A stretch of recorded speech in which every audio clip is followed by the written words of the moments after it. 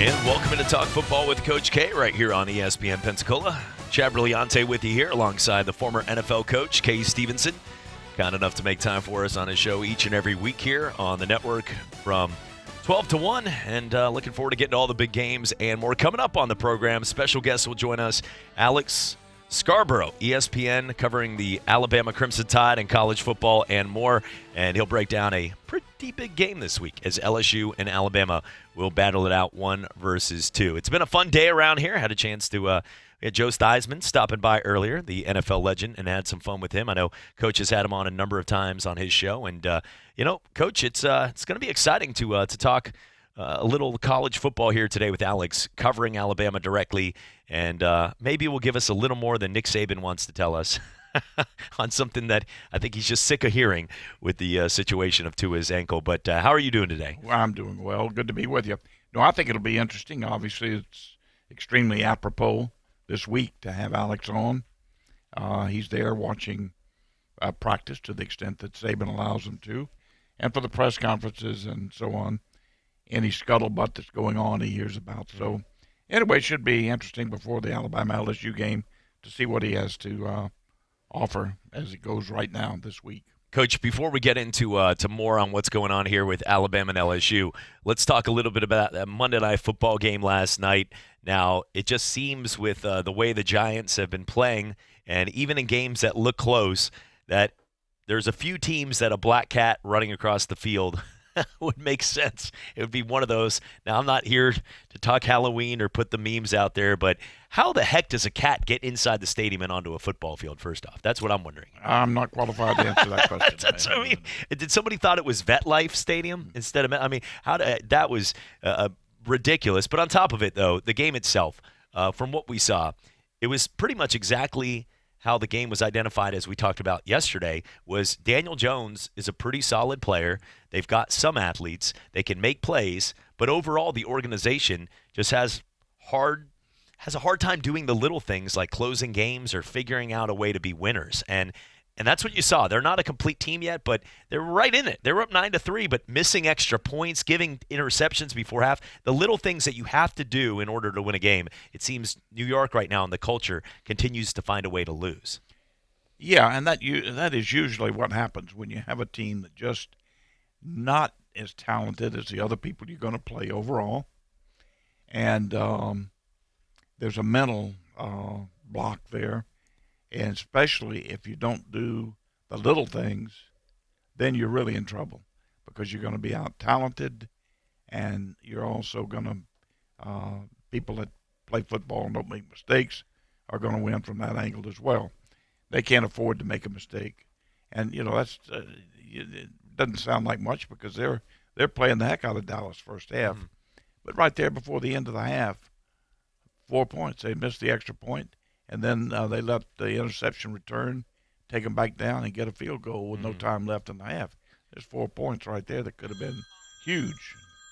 Well, looking right now, Coach, at the College Football Playoff Committee will make their first selection tonight.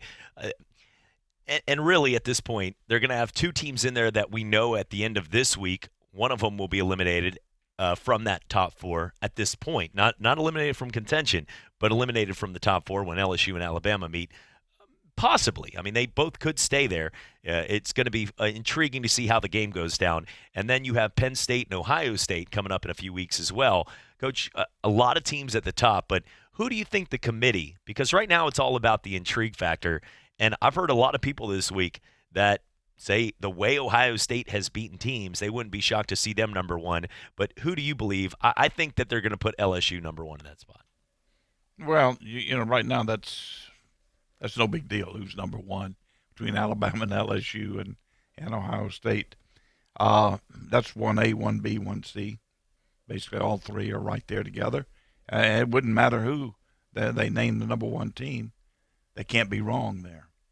What's really going to be testy is who is the number 4. Who's the number 4 team?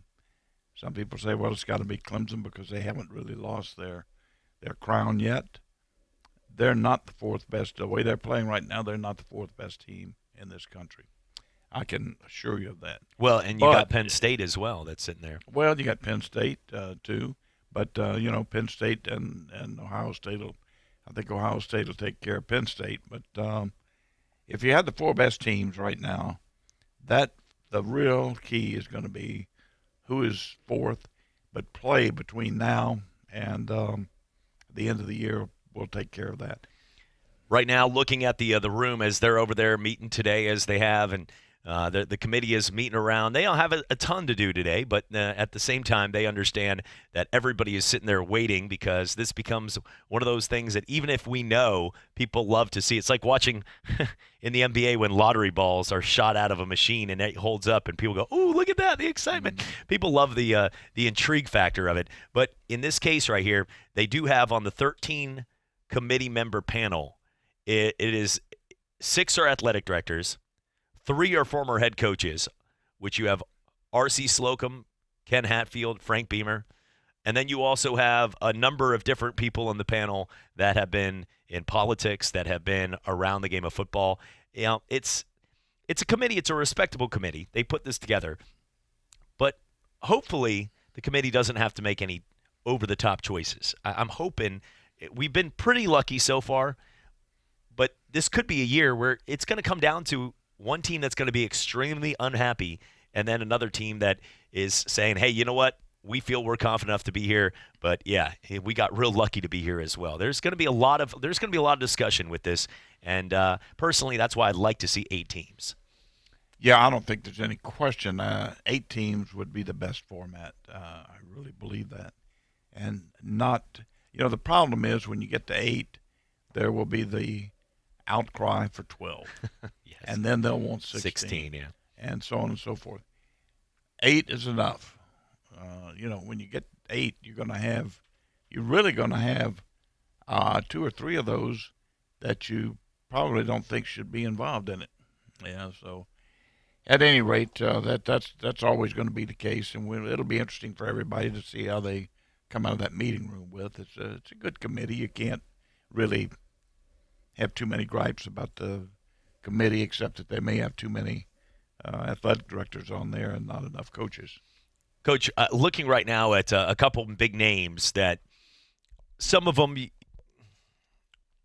we expect to be back, some of them we don't long term.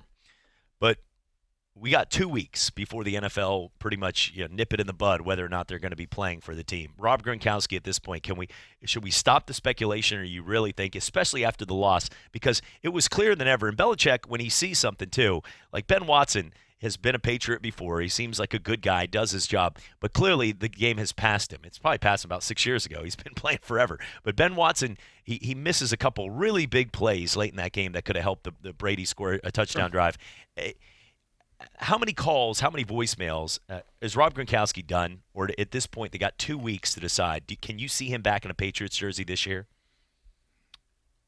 In the most unusual circumstance, I could, but I very much doubt it. They need him. I mean, they need him. They need him offensively. Yeah. And I know that Brady would like to have him back. Yeah, for sure, he would like to have him. But when you haven't trained, and he's lost a lot of the weight that he's lost has to be muscle as well as some. He didn't have a whole heck of a lot of fat on him anyway, but so he's not the same person right now that he was at the end of last year.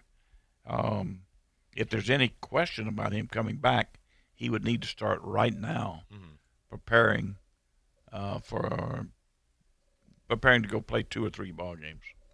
Looking at one of the situations that's been obviously the kind of talk that has gained national attention, and here locally, everybody is sitting on social media. I had a couple people yesterday telling me some things in Tallahassee. I made it clear to them that I was sitting on the couch watching Monday Night Football. I saw that same black cat and was sitting there enjoying playing Paw Patrol with my daughter and hanging out and eating a chili with my wife, and we were sitting there. So I was not in Tallahassee, but I had some pretty credible sources tell me Bob Stoops was there. I thought he would be.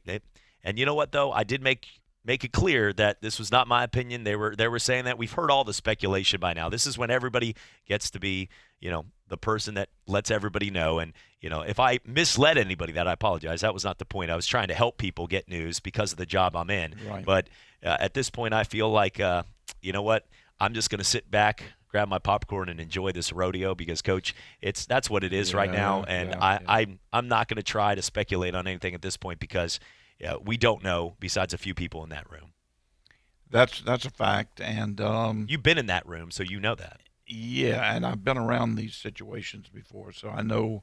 Listen, there is a lot of clandestine activity going on right now. You can bet on that.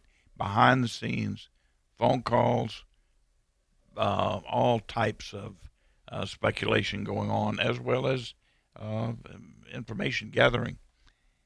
I suspect, and here we go, I don't want to start any rumors tonight because I don't know. Mm-hmm. But Bob Stoops, if he was in Tallahassee, I think there's the possibility that he could have been there. There's also the possibility that he could have been there, but not on his behalf. But because he does not have a job right now, he's unemployed. He's not tethered to a university or to a job. He's free to go anywhere and talk to anybody. He could have been there representing somebody else, like one of his brothers. Mm-hmm. Go in and find out what's going on, find out what they will do and what they won't do. And if it's a good situation for one of his brothers. I don't know. I'm not saying that's the truth. I have no idea. But I'm just saying that could be the case with Bob Stoops. I don't think Bob Stoops would go to Florida State University. And I know he's not going to go for less than he would have made somewhere else. Yeah, and right now with the XFL, I don't think that's as much. People said he has, the XFL's coming up. I don't think that matters as much. Honestly, to tell you the truth, I think, Coach, if it was between the XFL and he was offered a really good job, let's say Notre Dame pop up tomorrow and they were trying to hand Bob Stoops everything. The XFL, they would do some handshakes and say, kindly, this is a better job opportunity. Obviously. Sure, absolutely. But I don't know all the details. I've heard everything, and I'm part of a number of different groups. I'm talking directly with a lot of the Florida State alumni. I have name dropped nobody purposely based on, and I will never put my sources and not talk to somebody. I'm not lying to people. There's no reason for it. Yeah, I'm sitting back. I'm telling you right now, I'm not there. So I'm not going to, but I'm getting information because of the access I have with people in the media. And a lot of people pretty much steered me into a direction yesterday that Bob Stoops was on campus and they were finishing up a deal. And I told a few people, and I feel bad about it. I mean, inside my heart. But I'm telling you right there, even in the comment I made was, I'm not there. I'm just hearing this. Yeah, so sure. At this point, I'm going to sit back and hear like everything because at this point, it could be P.J. Fleck, it could be Matt Campbell, it could be another Stoops, it could be anybody that we've never even heard of. Willie Taggart wasn't on a top 5, top 10 list when the list came out last time for Jimbo. We don't know. Certainly shouldn't have been. He should have been on the top 100 maybe. But if it's Fleck or Campbell, two great choices there. There's some fine coaches out there. Mike Norvell's not doing a bad job with Memphis. Oh, Norvell, I don't know if he'd leave Memphis right now. But anyway, there's some fine young coaches out there, so we'll sit back. It'll be interesting. Yeah. And Kirk Herbstreit said today that he talked to Bob Stoops and said that he is not a candidate. So I'm not sure how far the length of that, but if Herbstreit has at this point, Kirk Herbstreit has no reason not to say that. There would be no reason if Bob Stoops was a candidate for Kirk Herbstreit to say that because it doesn't help his job. I mean, Kurt's already made it to the top echelon of where you want to be. Game day, the biggest game. So it can only hurt his credibility if he puts something out there that's 50-50. Oh, certainly. So there you go. There's where we stand right now. And at this point, we'll all sit back. And do you still look at it, record aside, do you still look at Florida State as a preeminent job of college football? I got to be very honest with you. Yeah, well, look, there are pluses and minuses with any job. And I think you really have to sit down and add up the pluses and add up the minuses and see where you come out. Florida State is an attractive job in many, many ways. Obviously being right in the heart of all the recruiting that you can get are made available to you in the state of Florida, Georgia, Alabama, all around you is just excellent recruiting. They have tradition. They have been a top 5 program for a number of years. They've won national championships. They have an awful lot going for them. I think one of the problems that they have right now is that they're overextended, probably budget-wise. That's what I'm hearing. I don't know that to be a fact, but I can imagine with the payoff and with what it's going to cost to bring somebody in, and with the lack of attendance and other ancillary income that could have been affected. It's not the very best economic situation there right now. They do have some needs with facilities to get up to par with some of the other colleges that they play, schools that they play. So when you know there are major pluses there that I just mentioned, and there's some minuses there, and you say, well, how are we going to get the facilities done? How are we going to hire the coach that we want? How are we going to bring in a great staff? Keep in mind the staff is very costly too. When you got Clemson and Florida paying assistants $1 million, defensive coordinator. So that's an expensive move. There are just so many things that would have to be answered. But I think for a coach that's on the way up, and certainly like Campbell at Iowa State, I don't know why they keep mentioning him with pro football, but they do, and I don't know what the association is there. But anyway, yep. Or PJ Fleck. There's some other coaches. This would be a tremendous advancement, if you will, and a great opportunity. So it's interesting to see whether Florida State feels that it's good enough for them. It's got to be the right fit. This is going to be so interesting to see how they get the right fit, and it's so important. They got to get a coach that really wants to be there, that is a good football coach, number one, that really wants to be there, and it's a move in the right direction for him. It's an ascending move, not a descending move. Well, you have to understand, for some coaches, it could be a descending move because of the minuses I just talked about. Okay, so if you put all that together and they get the right guy, and the right guy goes to Florida State, it's a great situation. So that's what I think they got to be looking at right now. Well, I would agree too, Coach, for a couple points too. The intrigue factor and the truth of it is Willie Taggart was the first guy ever that Florida State really truly had to hire. And you think about that, it sounds insane with the prestige of a school, but think about it. Bobby Bowden pretty much built that from nothing. I mean, when they were all girls school from the point of Bobby Bowden taking over Florida State, and he was the coach forever. And he surrounded himself, like you said, with some incredible people, Mickey Andrews and Mark Ricks, and what you had with Chuck Amatos, and the list goes on. I mean, there was so many people. Rick Trickett on the offensive line for years. They had so many guys. The difference is, if you look now at the Jimbo Fisher was one of those coaches in waiting, which is a very rare, and a lot of people don't like that. I don't like that at all. So that was already sort of like it was already going to happen. They didn't have to go out and search. He was the coach in waiting and was going to keep it. Yeah.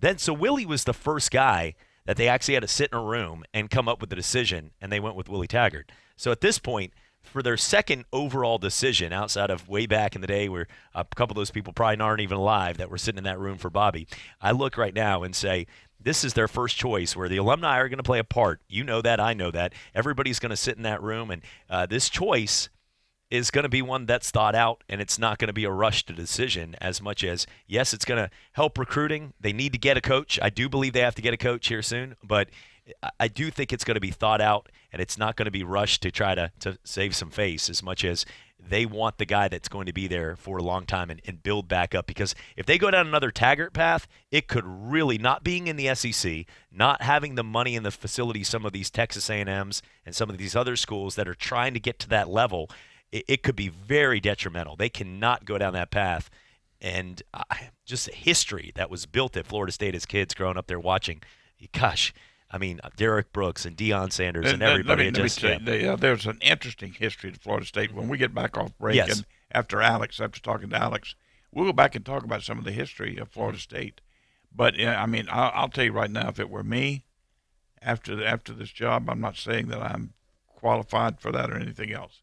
I'm saying that if it were me, the ideal situation would be to take over the whole program, and I'll hire the athletic director. The athletic director will be an assistant of mine who does all the work for an athletic director, stay out of football, and we'll handle football. All right. That should be working, as if you know David Coburn in the background. Coming back for more, it's Talk Football with Coach K. We're going to talk with Alex Scarborough of ESPN Alabama right there, covering all the biggest in Crimson Tide football as they get ready for a huge game. Coming back right here on Talk Football with Coach K. I'm attorney Stephen Luongo with Levin, Papantonio, Thomas, Mitchell, Rafferty, and Proctor in Pensacola, Florida. Distracted driving is a dangerous epidemic on America's roadways. In 2016 alone, over 3,000 people were killed in motor vehicle crashes involving distracted drivers. This according to the National Highway Traffic Safety Administration. For more information, please visit us today online at levinlaw.com. Please be safe on the roadways. Stop the text, stop the wrecks. When you're looking for a great deal on a reliable new or certified pre-owned vehicle, you can't beat Bob Tyler Toyota in Car City, Pensacola. Bob Tyler Toyota has the best selection in town at incredible low prices. You can check out their amazing inventory from Camrys to Tundra trucks to 4Runners. It's all at Bob Tyler Toyota, and you can find it online at bobtylertoyota.com. Also score a touchdown this football season with the car of your dreams. Again, it's only at Bob Tyler Toyota in Car City, Pensacola. Hello, sports fans. Miles Bentley here, General Manager at Hill Kelly Dodge Chrysler Jeep Ram in Pensacola. Growing up, I always loved sports. Nothing but net, out of the park, through the uprights. Sink the puck Bentley, that was me.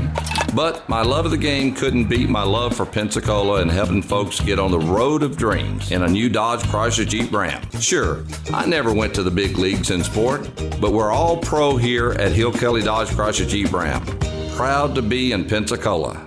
Sometimes your bank, your family, and your friends love you, but they don't have the money to help you. Sometimes we have chances to make money, but the old saying, you've got to have money to make money, rings true. At Pensacola Specialty Pond, we can help. If you have trucks, heavy equipment, airplanes, boats, jet skis, anything with value, Pensacola Specialty Pond can loan you that short-term money you need. No credit checks, and at Pensacola Specialty Pond, you're going to find the money and the discretion you need. Now at 6428 Pensacola Boulevard, north of Car City. Call 432-9050, 432-9050. How good are PXG clubs? Golf writers describe them as absolutely remarkable and the best golf clubs out there. Our customers call them insanely good and say they live up to the hype. So what are you waiting for? Step up your game and enjoy golf more than ever. Call 844-PLAY-PXG, 844-PLAY-PXG, or visit pxg.com to book your custom fitting. PXG. Nobody makes golf clubs the way we do. Period. You're listening to Pensacola's local and ESPN sports station. Your favorite ESPN radio shows, plus high school and UWF Argo football. ESPN Pensacola 1330.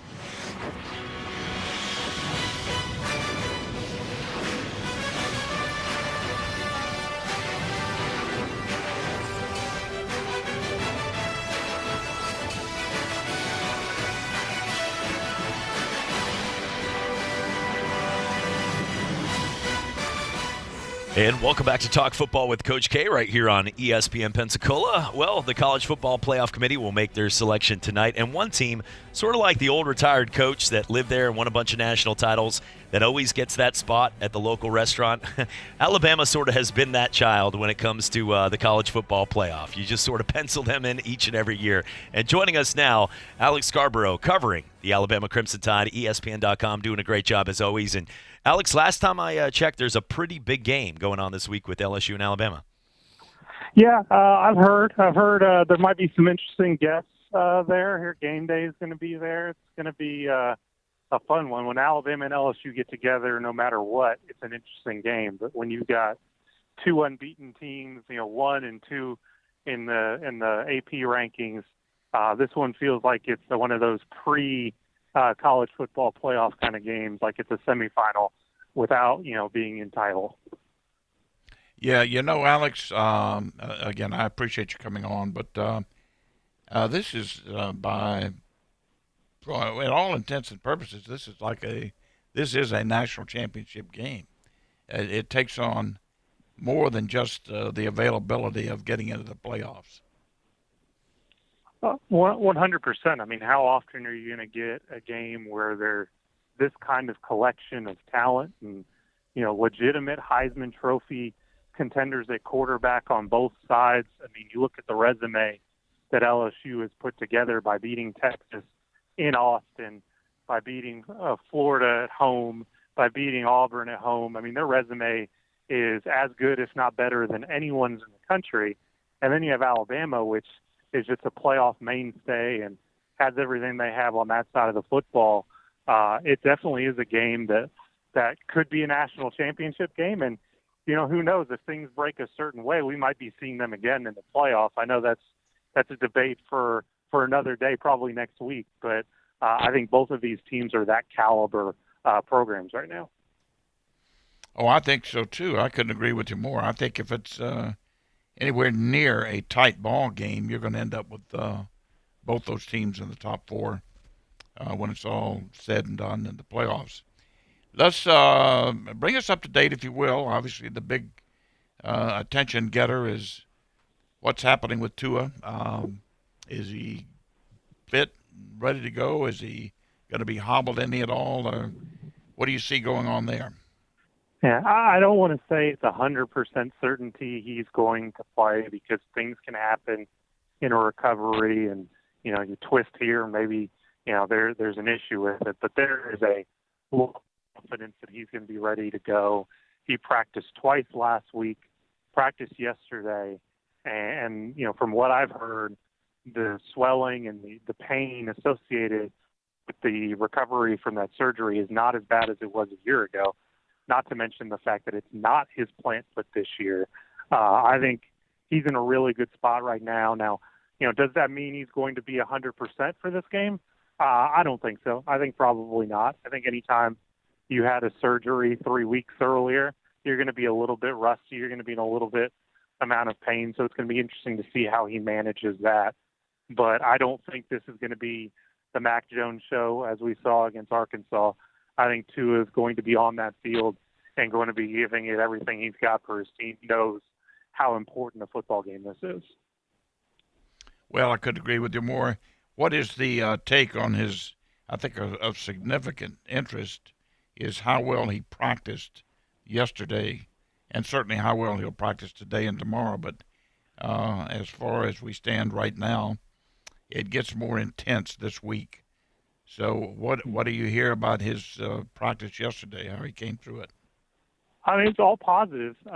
Moving around well. I mean, I saw a little clip of him moving around, and while he's got a sleeve on that leg, going up from the ankle all the way up to the knee, he looked like he was bouncing around all right. Now, that doesn't tell you, quite the lateral movement part of it, which is usually the thing that comes around last when you come back from these kind of injuries.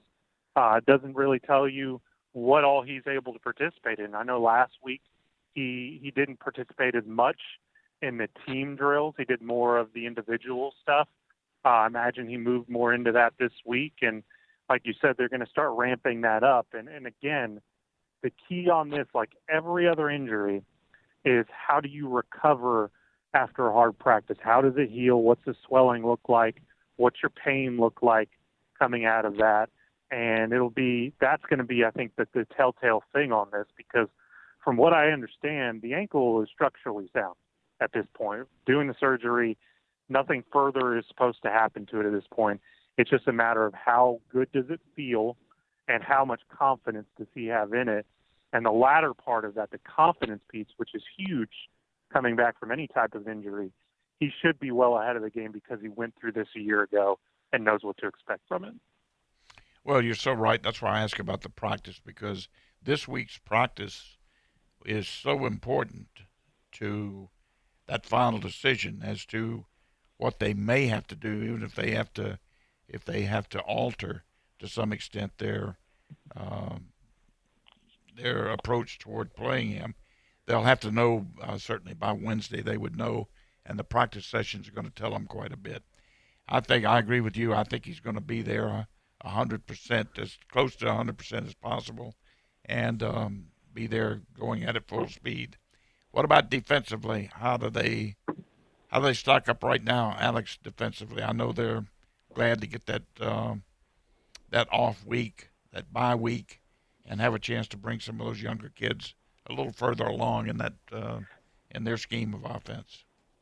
Yeah, 100%. I think every practice they get, that defense is going to get a little bit better in terms of the experience that those young, especially at the inside linebacker position where you're tasked with doing a lot of different things on the football field and making calls. The more those guys see the field, Christian Harris and Shane Lee, the better off they are. They're actually, in terms of just the defense as a whole, in pretty good shape as far as injuries are concerned for this time of year.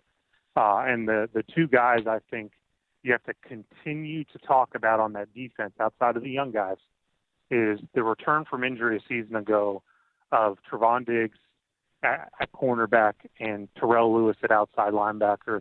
Diggs has been phenomenal this year and is going to need to be against those LSU receivers.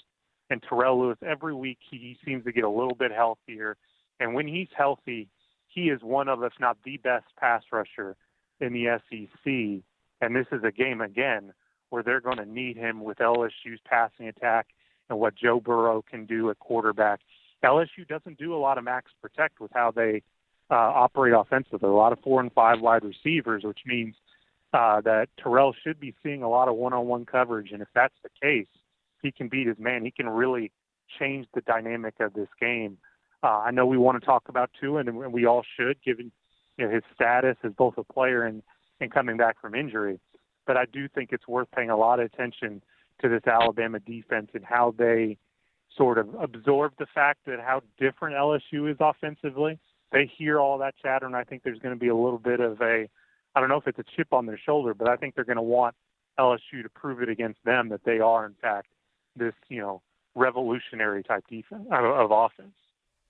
Well, I couldn't agree with you more, and I couldn't agree with you more about the pass rushing situation. That's going to be an absolute must if Alabama wins this football game, if they get some heat on the passer. I can tell you, having been most of my life in pro football and know what they're doing with the pro approach over there, throwing the football with 4 and 5 wides, is they want to release everybody. Most pro passing attacks depend on getting 5 out if possible. 4 almost always, but 5 if possible.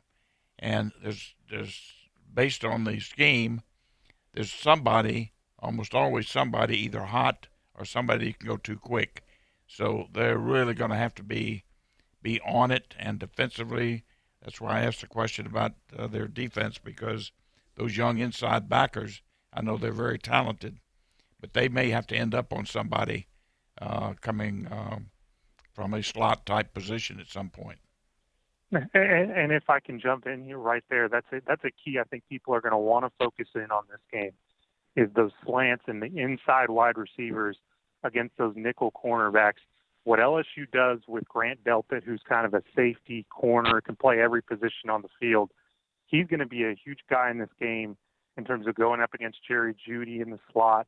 And then on the other side of the ball, Shaheem Carter doesn't get talked a lot about with this Alabama defense, but is one of the smartest players on this football team and can play that nickel. Alabama calls it the money or star position. He can play that. If they can shut down that quick game from the slant, which you'd normally see from an inside receiver, that could be a huge determining factor in this game.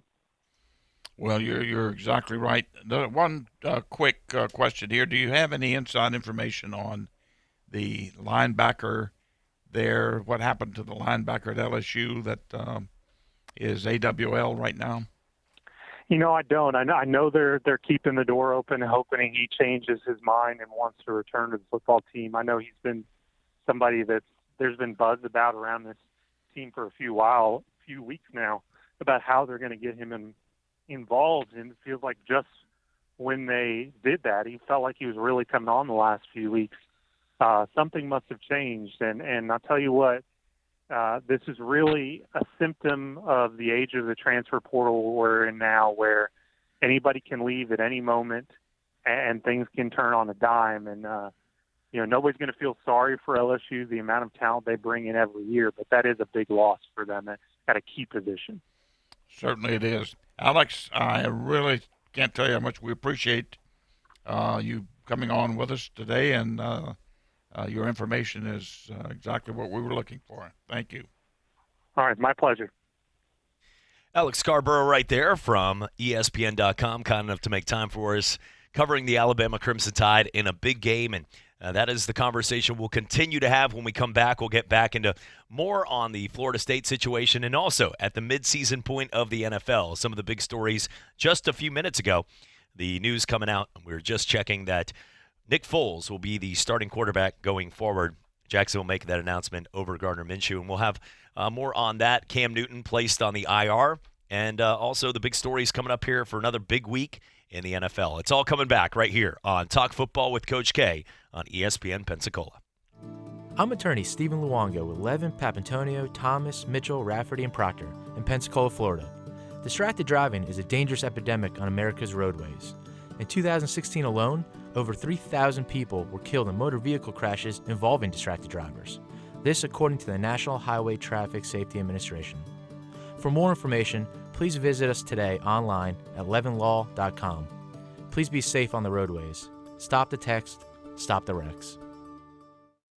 When you're looking for a great deal on a reliable new or certified pre-owned vehicle, you can't beat Bob Tyler Toyota in Car City, Pensacola. Bob Tyler Toyota has the best selection in town at incredible low prices. You can check out their amazing inventory from Camrys to Tundra trucks to 4Runners. It's all at Bob Tyler Toyota, and you can find it online at bobtylertoyota.com. Also score a touchdown this football season with the car of your dreams. Again, it's only at Bob Tyler Toyota in Car City, Pensacola. Hello, sports fans. Miles Bentley here, General Manager at Hill Kelly Dodge Chrysler Jeep Ram in Pensacola. Growing up, I always loved sports. Nothing but net, out of the park, through the uprights. Sink the puck, Bentley. That was me. But my love of the game couldn't beat my love for Pensacola and helping folks get on the road of dreams in a new Dodge Chrysler Jeep Ram. Sure, I never went to the big leagues in sport, but we're all pro here at Hill Kelly Dodge Chrysler Jeep Ram. Proud to be in Pensacola. Do you think all premium fuels are the same? Well, your engine doesn't. New Shell V-Power Nitro Plus helps keep your engine running like new because it's engineered to defend against 4 main engine threats: gunk, wear, corrosion, and friction. So next time, choose Shell's most advanced fuel ever. It's fuel for thought. In engines that continuously use Shell V-Power Nitro Plus premium gasoline. Weather hits, the right wiper blades make all the difference. That's when the Michelin Man is on your side, helping you see better and drive safer with new Michelin Premium Wiper Blades. Designed with exclusive SmartFlex technology or frameless beam design, Michelin blades flex to the curve of your windshield, giving you unparalleled, streak-free, long-lasting all-season performance. So when the going gets tough, be ready with Michelin Premium Wiper Blades. It's a difference you can see. Available at Walmart, Menards, Mills, and Plains. ESPN Pensacola is your home for UWF Argos football. Catch every game, home or away, on Pensacola's home for local sports. This week, the Argos are on the road to take on number 1 Valdosta State. Pregame starts at 5:30, kickoff at 6. Hear all the play-by-play action right here on your home for Argos football and local sports. ESPN Pensacola 1330, FM 99.1. UWF football is presented in part by Summer Vista Assisted Living. You're listening to Pensacola's local and ESPN sports station. Your favorite ESPN radio shows, plus high school and UWF Argo football. ESPN Pensacola 1330.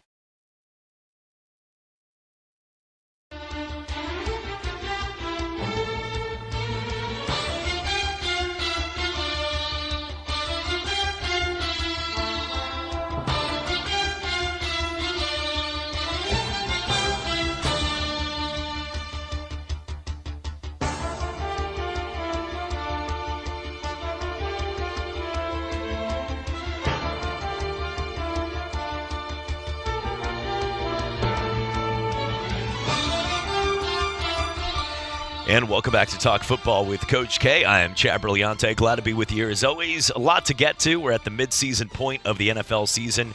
They got 2 weeks to make the decisions on whether guys like Antonio Brown would want to put down all those books he's studying to come back to a team if somebody is going to take him. If you're a coach and a player, and even though he's made his divaness felt around the world, he could still help a team. But do you see any chance Antonio Brown will come back this season? Well, there's always a chance. There's always someone that would pick a guy up and say he'll do better here than he would anywhere else. So there's always that chance. I doubt it at this point. I think he's waited too late. Yeah, his tweets and texts are now for another year. This year he's run out of that. His quota's been hit after the decisions he made. Looking at the situation, he's still a good football player, though. Looking right now at what's going on in the NFL, the news coming out after Jacksonville loss, and I don't think it had anything to do with this. Minshew had a bad game, a couple interceptions, 26-3 loss. The Jags are now 4-5. But today, Nick Foles, the guy they paid a lot of money after winning a Super Bowl at Philadelphia and taking over for Wentz, and even battled with the guy that at that point was an MVP candidate in Carson Wentz. Nick Foles, it's his job. It looks like the news came out just a few minutes ago. Nick Foles will be the starter in Jacksonville. Coach, this doesn't shock me at all, and it's something that it doesn't also take away from Gardner Minshew really showing up and proving his worth in the NFL. Yeah, there's no question about that, and I agree. There's no shock here, but don't disregard Minshew altogether. I think he's got a little certain something about him that will allow him to play a significant role in the NFL for years to come. Whether that's a reliable backup or whether it's a guy that becomes a starter to some extent over a number of years. So anyway, I think it's something we need to keep an eye on. But the right move probably by Jacksonville at this point is to go to Foles. And there's going to be a lot of intrigue for trying to make the postseason. Indianapolis, a guy in Frank Reich that you had a chance to coach and have been there and sort of his protege, a mentor in a lot of things. When it comes down to it, Coach, right now Indianapolis has that 6th spot at 5-3. However, you've got Pittsburgh at 4-4, Oakland at 4-4, Jacksonville 4-5, Tennessee and LA both 4-5. There are right now for the playoff hunt, because now at this point you start to past that midway point. Once you get into week 10 going forward, this is where you start to turn on and the contenders separate themselves. I'm looking right now, there are 5 or 6 teams that are really fighting for a shot at that final spot, and it's going to be pretty exciting to see. Yeah, exactly. If you look at the division leaders right now, okay, and then look at the possible wild cards, it is extremely close in the AFC. So many teams that right now it's just amazing how many teams are better or more talented in the NFC, or they're loaded in the NFC as compared to the AFC. And Baker Mayfield, I know we've talked a little bit about him, but Baker's name doesn't he if it wasn't bad enough, right now he is recognized with the group of Miami, the New York Jets, and Cincinnati Bengals. That's where he lurks right now. That is not good company to be in right now with the looking at the NFC. Coach, Drew Brees is back. He solidified, everything in his career as one of the greatest of all time. They're 7-1, and from what we saw after New England lost, I still, Belichick, this happens in football. Baltimore is a good football team. They've got good players. But did it change any perspective of the complete team? Do you feel right now, going through the NFL Power Rankings, as we usually do on Tuesdays, looking at it, and we'll do that right now to take a look, they have a little bit of a changing of the guard. Obviously, since the New England Patriots have lost, it's checking in right now. The San Francisco 49ers checking in at number 1. I would say the 49ers or the Saints would be 1A, 1B. New England right now they have at number 2 but they have allowed 369 yards rushing over their past 2 games. I would have to put New England at 3 right now because they have a glaring, I hate to say problem or weakness because it's not really that, they'll fix it. But they have they have something that they're going to have to address, and that is containing the run game. For New Orleans, checking at number 3, I think all three of those teams I think they've separated, to me, they've separated themselves as the top 3 teams right now in the NFL. Now, there are a lot of other good teams. Baltimore, I mean, obviously, after the win, it's also a marathon, not a sprint. But after the win, Baltimore at least deserves a recognition. But remember, they lost to Cleveland. They had some of those games, so we can't rule out every week. Right now, they're the hot topic. But that does not mean that they're better than New England overall if you put them on. If you put that game in a playoff game, you're going to take, there's a reason. They won that game, but it can go. If you ask me right now, and now you say, well, who's going to ask you? Well, I don't know. Hypothetically, if somebody asked me which team I wanted, wouldn't even take a second. I'd take New England. But you think about it. Yeah. Kansas City, and they're checking at number 4, Baltimore. And number 5 on the list, the Kansas City Chiefs. It looks like they're going to get Patrick Mahomes back. Big win for them. That was a very big win for Common. Yeah, and really was. Harrison Butker with 2 big kicks down the stretch were able to stop the Vikings, and now 6-3 as they get ready to go with Patrick Mahomes. 7-2 Seattle. I know how you feel about the Seahawks, but well, you got to give them due credit, and you have to put him somewhere in there. Well, Russell Wilson has been an MVP caliber player. Yeah, no doubt about it. And Jadeveon Clowney, has really stepped up consistency to be out there, which is a huge. I mean, they got a steal by getting him the talent that he is coming off the end. From that standpoint. Number 7 on the list, Green Bay. The Packers had a bad week, but this is a team with Aaron Rodgers that obviously still has a shot to win any game. Yeah, it's going to be interesting to see if they go out and pick up somebody to help him right now. But Number anyway. 8 on the list, Houston Texans, and Deshaun Watson can make some plays, but they have a lot of injuries. They have actually 4 guys that are hurt in their secondary, and J.J. Watt's out for the season. So they're winning in different facets of. But Houston, I don't think is a complete team, and personally, I don't know if they're a contender to win the Super Bowl. Yeah, I would agree with you. Number 9, Minnesota Vikings. Their offensive line is really. A lot of pressure on Kirk Cousins. He was 0 for 9 under pressure last week. So he's not the kind of mobility type guy that's going to get out and make plays. But when he's protected, he is going to find 2 of the better receivers, Thielen, Diggs, the guys across the middle, big tight end and Rudolph. Dalvin Cook, the consistency of the run game. But they're checking in at number 9 after the loss. Well, I think they're better than that. I like Minnesota. Certainly up there ahead of Houston. It's the flavor of the week, though. It's because they lost to Kansas City. It's not that. We're not going by the flavor of the week. Exactly. We're going by what we feel are the best football. I would agree with that, and that's why. Yeah, I would have them 7 or probably 6 or 7. Yeah, 6 or 7 up there. Yeah. LA Rams checking in at 5-3 at number 10. Yeah, they're probably deserving of a top 10, but and they're better than Houston.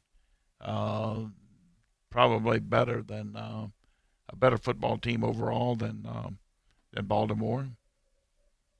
They're getting better. They're trending towards being a lot better than anybody else. Meaning that they started off looking real shaky. They've had their downtime, I think. They're giving the ball back to Gurley more. They're starting to establish the run, which they need to do. Dallas checks in at number 11, Indianapolis at 12, and Buffalo at 13. Anywhere we'll go through these real quick. Yeah. About right. Yeah, about right. 14 Philadelphia, 15 Carolina, and 16 Oakland. Okay, I like Philadelphia. Yeah, I mean they can beat anybody. They're a team, doesn't matter where they're ranked, they can beat any team in the league. Absolutely. Pittsburgh at 17, 18 the Detroit Lions, and 19 LA Chargers. Chargers may be a little better than their rank. I would agree. I think they're a better team than Pittsburgh. Yeah. I know that Pittsburgh's got a lot of fans, so I probably ticked them off. But when you have Mason Rudolph, it's a little different. Tennessee Titans at 20, Chicago Bears at 21, and Jacksonville at 22. Well, I think we'd have to keep them there right now, but I think Jacksonville's a little better than that. Number 23, Arizona, 24, Denver, and 25, Tampa Bay. No problem. And now we're getting into the all right. And then the Browns, the Giants, the Falcons, the Redskins, Dolphins, and Jets. Jets, and then the Bengals right there. So those are, all is said and done. When we come back, we're going to talk a little more of the college games coming up here and preview some of the big stories going on, including who will be the next Florida State head coach. We're all sitting back at this point after some of the news with Bob Stoops starting to fade away. Coming back for more, it's Talk Football with Coach K right here on ESPN Pensacola. I'm attorney Stephen Luongo with Levin, Papantonio, Thomas, Mitchell, Rafferty, and Proctor in Pensacola, Florida. Distracted driving is a dangerous epidemic on America's roadways. In 2016 alone, over 3,000 people were killed in motor vehicle crashes involving distracted drivers. This according to the National Highway Traffic Safety Administration.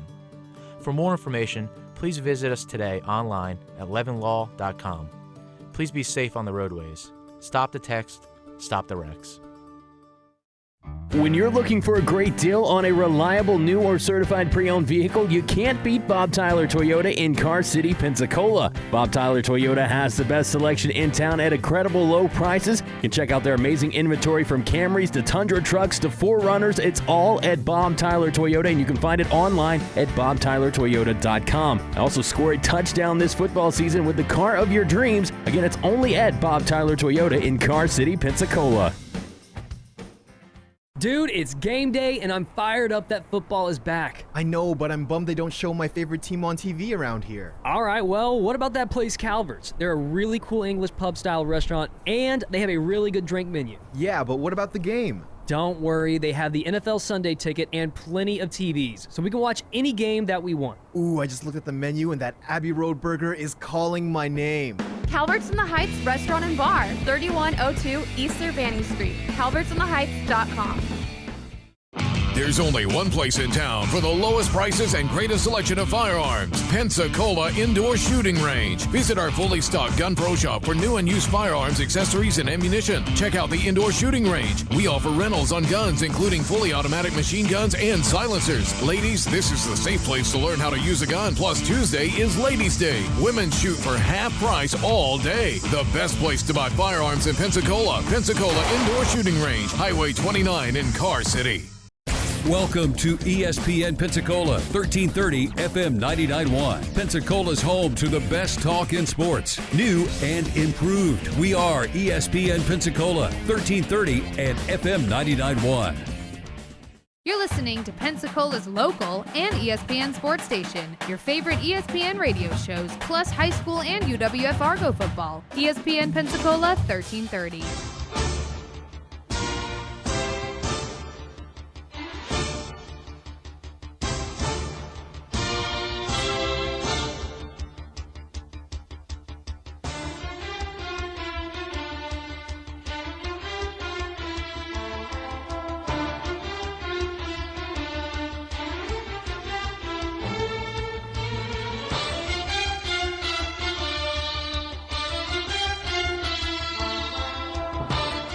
And welcome back. Talk Football with Coach K right here on ESPN Pensacola. Coming up, we're going to get to Go Gators right there. Jeffrey D will join us as well as we break down everything in Florida Gator football. Tough week against Georgia, but overall, still, a team that's in the top 10 and has had a very good season. And I think at this point, most Florida fans would say that. Looking at the situation right now, though, Coach, there's one game that obviously stands out among the rest this week, and that is LSU and Alabama. And each and every week in our Calvert's in the Heights Pick'em contest, we give you a shot to get back with $25 to Calvert's as well, with a chance at 2 free hours of shooting with 2 people at the Pensacola Indoor Shooting Range, the folks over there off of Highway 29 in Car City.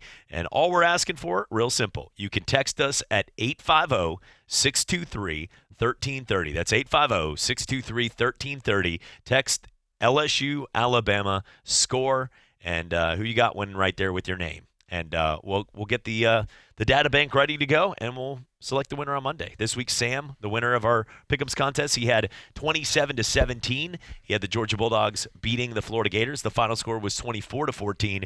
Out of the 38 people, we didn't open up the door until later in the week. This week, we're going to get all the scores, so we'll have a lot of people out there. It should be very interesting. Last week, we had 21 people take Georgia, and 17 during that day picked Florida, which was pretty consistent. This one, I expected to even be even closer. I mean, I think you have a lot of people that believe with Joe Burrow they can win this football game flat out outright. And, you know, Bryant Denny, it was a fascinating stat, but, Coach, Alabama's got the longest win streak right now in college football at home by double the next closest team. I think it's 38 last time I checked it. Oh, yeah, it's amazing. It's amazing what they've done overall. I mean, you go back years and years and years. and consider that along with they had a couple of a few years down like any normal team would have, but then it's been sky high since then. It's the Ole Miss game was the last time they lost at home. I believe it was at Ole Miss, and that shocked a lot of people, obviously. But Hugh Freeze also had other tricks up his sleeve and on his cell phone. But looking right now, Coach, at the game itself, is what is the key? Because everybody's talking about this being such a shootout, but when you have this game too, you have two coaches that want to go back to their roots of a chess match too in their brain, because they don't want to give Tua, they don't want to give Joe Burrow the time back. Saban would love to eat that clock up. Are we going to see that style, or are they going to just let their champion caliber players loose? Well, I think more so than anything with these coaches, let me say Saban more. I think more carefully said would be Saban is probably going to spend more time and depend more on fundamentals and knowing what you've got to do. Do more of what they've been doing in the past, and honing that to a fine edge, getting Tua back, those types of things, and keep that mental edge. Get that mental edge at the right time. That's important too. It's when you hit that mental edge before game time. You don't want to do it too early, or you'll lose it by kickoff. It goes away. It's hard to explain, but it will go away if you're not careful. So you got to hit it just at the right time, which is another aspect of coaching. Keep in mind, there's so much at stake here. We're really talking about de facto national championship game. We're talking about playoffs. We're talking about a big step in the way of the Heisman Trophy, possibly. A lot of things at stake. The reputation of programs just goes on and on and on and on. But I think both coaches will handle it well. LSU may have a few more surprises than Alabama. Well, and looking right now at tonight, the College Football Playoff Committee will make their first selection, so we'll sit back and watch on that one. Is there, at this point, like you said, it's not going to matter because they play each other. But if you're in that committee and you're one of the coaches that you could be in that committee and nobody would be shocked at all, and it's somebody that's been around the game, respected, and know a lot about the game, Coach, would you, if you looked at that and said, who would you take today and put in that number one spot? You can have you wouldn't be wrong in about 3 or 4 options, but I would say either one, Alabama or LSU. Yeah, you can't be wrong with either one. And what difference does it make? They're going to play in just a few hours. Yeah. Okay, so the one will win and one will lose. We'll know for sure. Yeah, just the. Ohio State's right in there with them. No question about it. It's like. To me, it's sort of like when Belk and these places like Marshall's, they sell polo shirts and they sell them for $29.99. Now you'll go to the outlet mall and at a polo outlet and it'll be $79.99 for the same shirt. And it doesn't take away that's the exact same cotton and the exact same shirt, but just because you paid $50 doesn't make it less of a shirt. But some people, you paid less for that? Okay, well, no, it's the same. We're gonna have the same product and we're gonna find out either way. So just let it play out. It'll be fine. Coach, enjoyed it. Looking forward to talking a little Go Gators with you, and looking forward to do this tomorrow. You bet. All right, for Coach K. Stevenson, I'm Chad Brillante. Coming up, Go Gators show.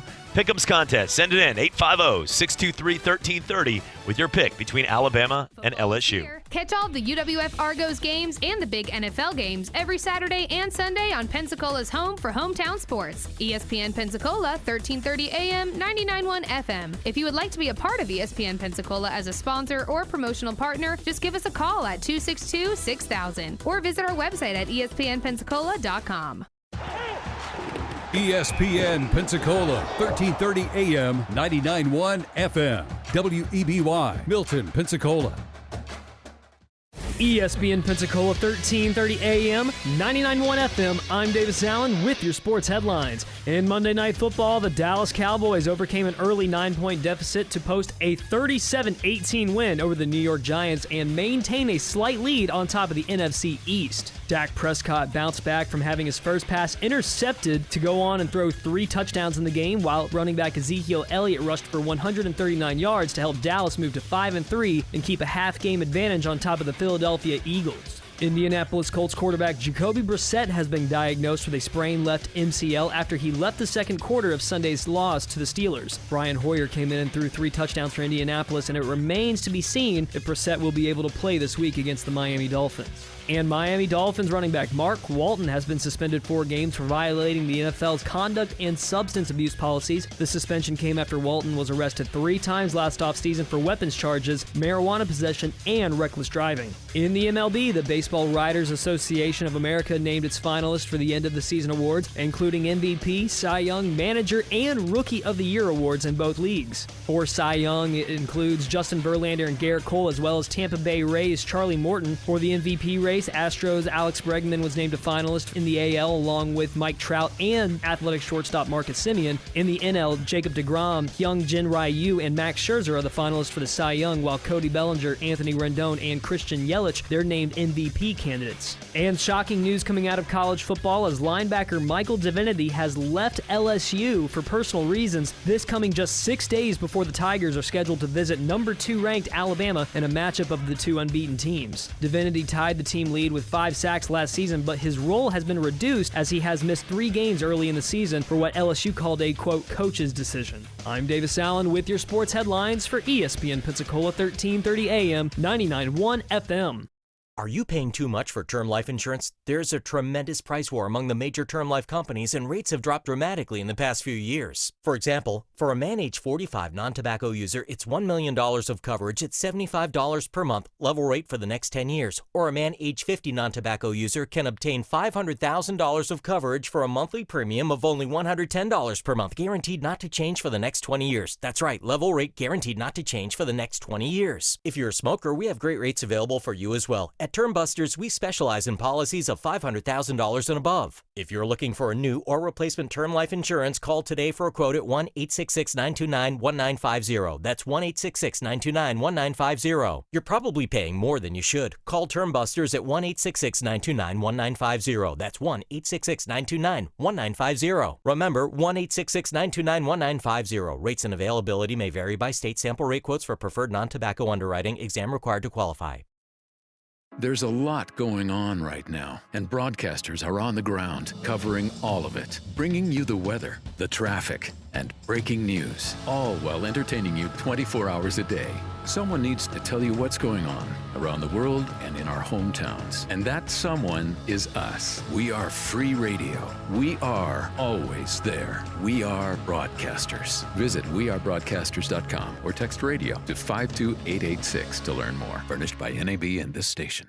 To give batters a different look, pitchers throw a changeup. Your idea of a different look is sunglasses. That's true. But La Quinta Inns and Suites is really taking the different look thing to a new level. Definitely a major league makeover, starting with a bolder, brighter lobby full of comfortable spaces to let you settle in. Or chill out in front of a big, flat screen like Wingo would. Oh, you know it. It's a changing La Quinta look to help you get in the zone and look sharp when you hit that big meeting. Prepare to win at business with La Quinta Inns and Suites. Book now at LQ.com.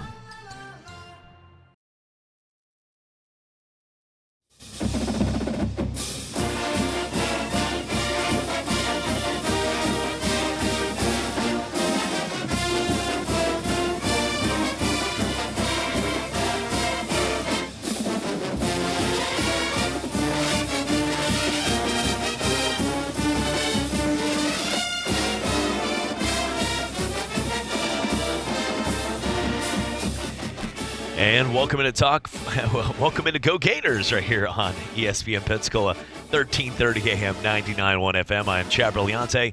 It is brought to you by the Holman Law Firm. Justin Holman just got married, by the way. Congratulations. Stephen T. Holman. If you need any lawyer for any legal advice, going through a tough divorce, father's rights, remember, the best parents are both parents. Check out Stephen T. Holman and the Holman Law Firm today, proud sponsors of the Florida Gators. Now, Joining us, former Florida Gator quarterback and NFL coach, kind enough to make time for us after his show, Coach K. Stevenson. Coach, appreciate your time as always. Always good to be with you, Chad. Now let's take a look here. Obviously, the Florida Gators, they played tough. They lost the game 24-17. Personally, the word misleading is probably not the right word, but the score doesn't indicate exactly that Florida had a shot, because last week or 2 weeks ago, before that, they played a game against the LSU Tigers where they lost 42-28, but it was a very close football game. Then they lose 24-17 to Georgia, but it wasn't that close of a football game. There was never that moment where Florida fans felt like this is our moment, we're going to win the game. They always kept it between 13, 10, 7 points at the end, but Georgia pretty much had control. And, Coach, what I saw is they dominated the up front. And you know, as a football coach, if you got the guys bigger, stronger, the hosses up front, the way Wisconsin's been doing it for years, the guys on defense that drive you backwards, you have a shot in any football game. And that's what you're seeing from Georgia. Well, Georgia did do one heck of a job up front. I thought their offensive line was exceptional, and Fromm was extremely productive, the quarterback. He just played a heck of a ball game. Florida's not that far away, and that's the good thing. I agree with you. Georgia was a better football team. So all Florida fans, we all got, look, Florida's getting better, but they played a better football team this last week in Georgia, and Georgia won. And at some point, we got to hope that Florida reaches that point where Florida is the better football team, or at least as good of have equal talent and be able to compete on a level field. But I just thought Georgia, I agree with your assessment, Georgia was a better football team from start to finish. But, hey, the Gators fought hard and never quit, never gave up, and that's always a good sign. And the Florida Gators now overall 7-2, 4-2 in conference play, but getting the respect from the country. They're ranked number 10 in the nation. Only fell 4 spots, and have shown their 2 losses when you lose a neutral site game to Georgia and at LSU. Not too shabby. Most teams in the country, outside of about 2 or 3, would have that exact record if they played those 2 teams. So showing with Kyle Trask, he's had a consistent year, 16 touchdowns to only 4 picks, and back to also to where Florida fans want to see consistently with the way Vegas has the lines. And what I mean is this week they're playing Vanderbilt. They're a 26-point favorite. Coach, that's where Florida fans want to see, is not these 7-8 point spreads, but games where Florida's back to being a heavy favorite. And LSU, Vanderbilt's very terrible this year. They're not a good football team. But Florida going back home, this is not one of those games where a couple years ago you look at this and say, oh, this could be a trap for Florida because they're all disappointed and upset. I don't think we have to worry about that anymore. I don't think so. I think Dan Mullen's going to have them ready to play, and they'll play and play well. And it's a big W. Every W is a big W right now. Chad, it's going to determine what bowl game they get into, and that determines how much money's going to be coming in and how much prestige, and it helps recruiting, and you name it, goes on and on and on.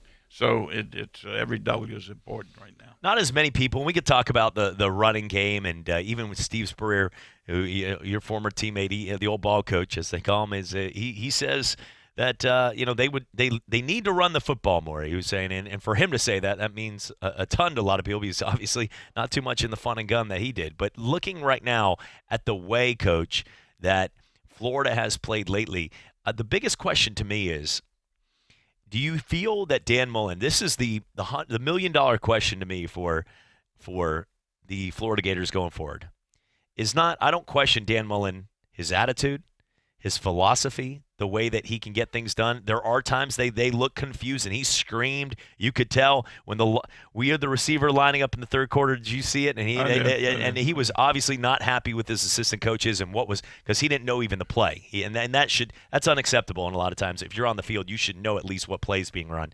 But the difference is, can Dan Mullen hang with the big boys in recruiting? Because and that is a lot easier said than done. But to be where they want to be, which is LSU and Alabama's and the schools right now where they're sitting, Dan Mullen never had to worry about that at Mississippi State, because if he recruited once in a while a 4-star, they'd be happy. And he got some big names out there on campus. 4 guys that were drafted in the last 2 first rounds on defense, Simmons and Abrams and all these guys. But can he recruit at the level to make Florida where they want to be? Because, frankly, you looked at Georgia and you looked at Florida there, and that was the difference. The athletes, the size, Georgia were just better athletes, and Florida wants those guys, and they're going to be fighting for those guys in cities like Valdosta and Kennesaw. Can they get them? And is that to me, is one question that has not been answered yet by Dan Mullen and going forward. Well, your points are well taken. I tend to think that he will do well recruiting. I think you have to keep in mind, if you hear him talk about recruiting in general, they don't put a lot of credence into these magazines rating players 4-star, 5-star, whatever. It's how they rate them. He and they, meaning he and his coaching staff. And he gives an example of the year that they, 2 or 3 years ago, when they were number 1 in the country at Mississippi State for a while, 2 or 3 weeks. And Dak Prescott, for example, was far from a highly rated high school player. But anyway, and he names off the players. I can't do it right now, but he names off the players on that football team that ended up being very, very good football players that were neither 4 nor 5-star. And his emphasis is that don't put a lot of credence in that. So how he recruits, I think to put too much emphasis on, well, Georgia got this 5-star and that 5-star and that 4-star, and Florida didn't get them, may not be the criterion that you're looking for. It's what they do with them when they get them there, and that's what he preaches. Yeah, and I think that's and also too, Kyle Trask has done a good job. But remember, Dan Mullen still, and he's known for being able to develop quarterbacks, Fitzgerald, Prescott, a lot of those guys when he was there. But he still doesn't have his guy. Now, he's not going to make the Herman excuses. These are not my players or any of the, when he was at Texas, but he's still there. But he still hasn't got his quarterback. He was able to get guys like Emory Jones and some other guys there, but he has not had 1 year yet to say, that's the guy I went after, and I'm going to live or die by that guy. Trask has done a great job, but I think everybody's intrigued to see that, if that's going to happen, in Dan Mullen, because we know it's a quarterback-driven. Look, LSU last year got beat 23 or 26-0 by Alabama at home because Joe Burrow wasn't able. It was his first year. They didn't let him open up the offense. It was very vanilla. They ran that. And now they let him go, and look what he's doing. It's a completely different regime. And a year last year where they scored 0 points in Baton Rouge against Alabama, they're expected the over-under team total in LSU is 29 points in Tuscaloosa. Yeah. So it just goes to show you how quickly it can change if the confidence and the right person steps in.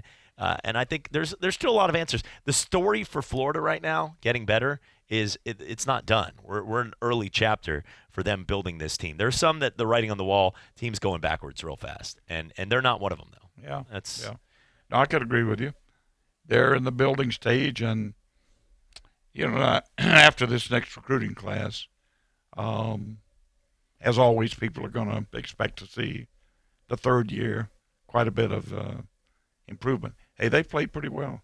If anybody had thought they were going to win as many games last year as they did, I certainly would not have believed it. And listen, they've only lost 2 games, 2 very, very competitive games. One more so than the other, but they're a good football team. They're not to be taken lightly by anybody. Let's put it that way. Coach, right now Florida State doesn't have a coach outside of Odell, and he's been there for a while. He was the guy that came in for Jimbo and won him a bowl game against Southern Miss. He's been on their team, it seems, forever. I remember when he wasn't gray in photos, and now, but he's the kind of guy that has been there for a long time. Odell Higgins and taken over, and people like him around there. He was a Florida State guy. I've talked to many guys. Marty Stanovich said he was, remember walking through the Love Building at Florida State, which is one of the buildings on campus, and Odell and him would hang out. And so he's been a Nole from life, but he's not really head coaching material, and that's why he's the interim guy. But at this point, there's the rumors of Bob Stoops and everything going on. how important is it for Florida right now, or even Miami's and all these teams, to try to capitalize on those big-time names that might have been verbally committed or borderline 50-50 with Florida State and Florida, as it happens every year? But how important is it for those guys at Florida right now to just at least be trying to find a way to get them? Oh, it's very important, extremely important. I can't put enough emphasis on it. They need to jump on this with all 4 feet. I mean, there's no way that this could get any better as far as recruiting is concerned. Florida State, for all intents and purposes, is in disarray right now. Let's be honest about it. In total disarray. Miami having tremendous problems down there. They don't have necessarily have a stadium to play in. They're a private school with limited facilities. You got to have somebody who can weave a story like they did back in a number of years ago. And that's a great story about what happened at Miami, how they turned that corner. Miami for years and years and years, Andy Gustafson and others, I mean, if they won 4 ball games, 5 ball games, 6 ball games, it was a good year. 7 was a great year. And they had some pretty good football teams down there, some pretty good players. But they didn't recruit from Florida necessarily. Most of their players came from Wisconsin, New Jersey, the Midwest, and through Andy Gustafson. But I mean, that's a long story. But when they decided to turn the corner, it was a great story. And we will get into that one day if you want to take the absolutely time to love do it. to, yeah. And it's just like the Florida State story, similar in some ways, how they turn the corner, when they turn the corner.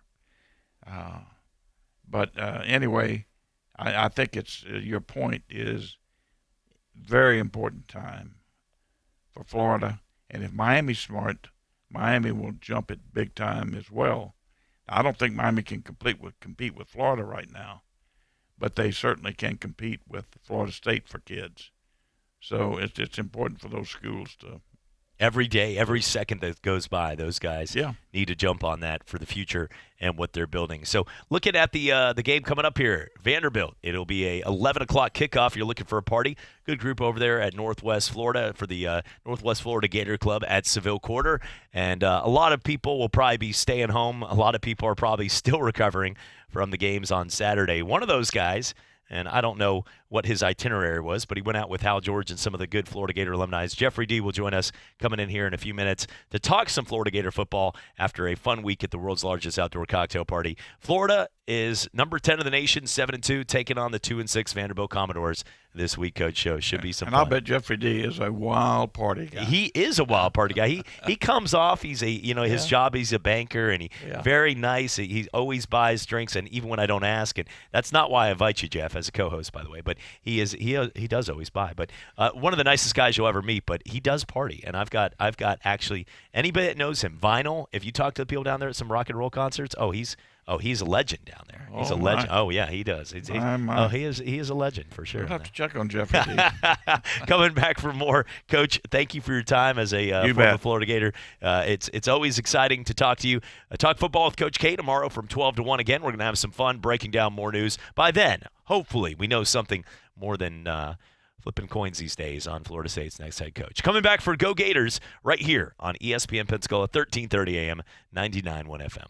This is a message for all parents. If you as an adult think it's tough being separated or divorced, have you truly stopped to consider how your being separated or divorced affects your children? How parents treat one another, either during or after divorce, can have lifelong effects on your children. Whether you are separated from your spouse or even actually divorced, in either situation, keep in mind that you and your spouse are parents forever. Hello, my name is Stephen T. Holman, and I am a family law attorney. If you have questions regarding custody, visitation, or child support, call me today for a free consultation at 435-6909. That's 435-6909.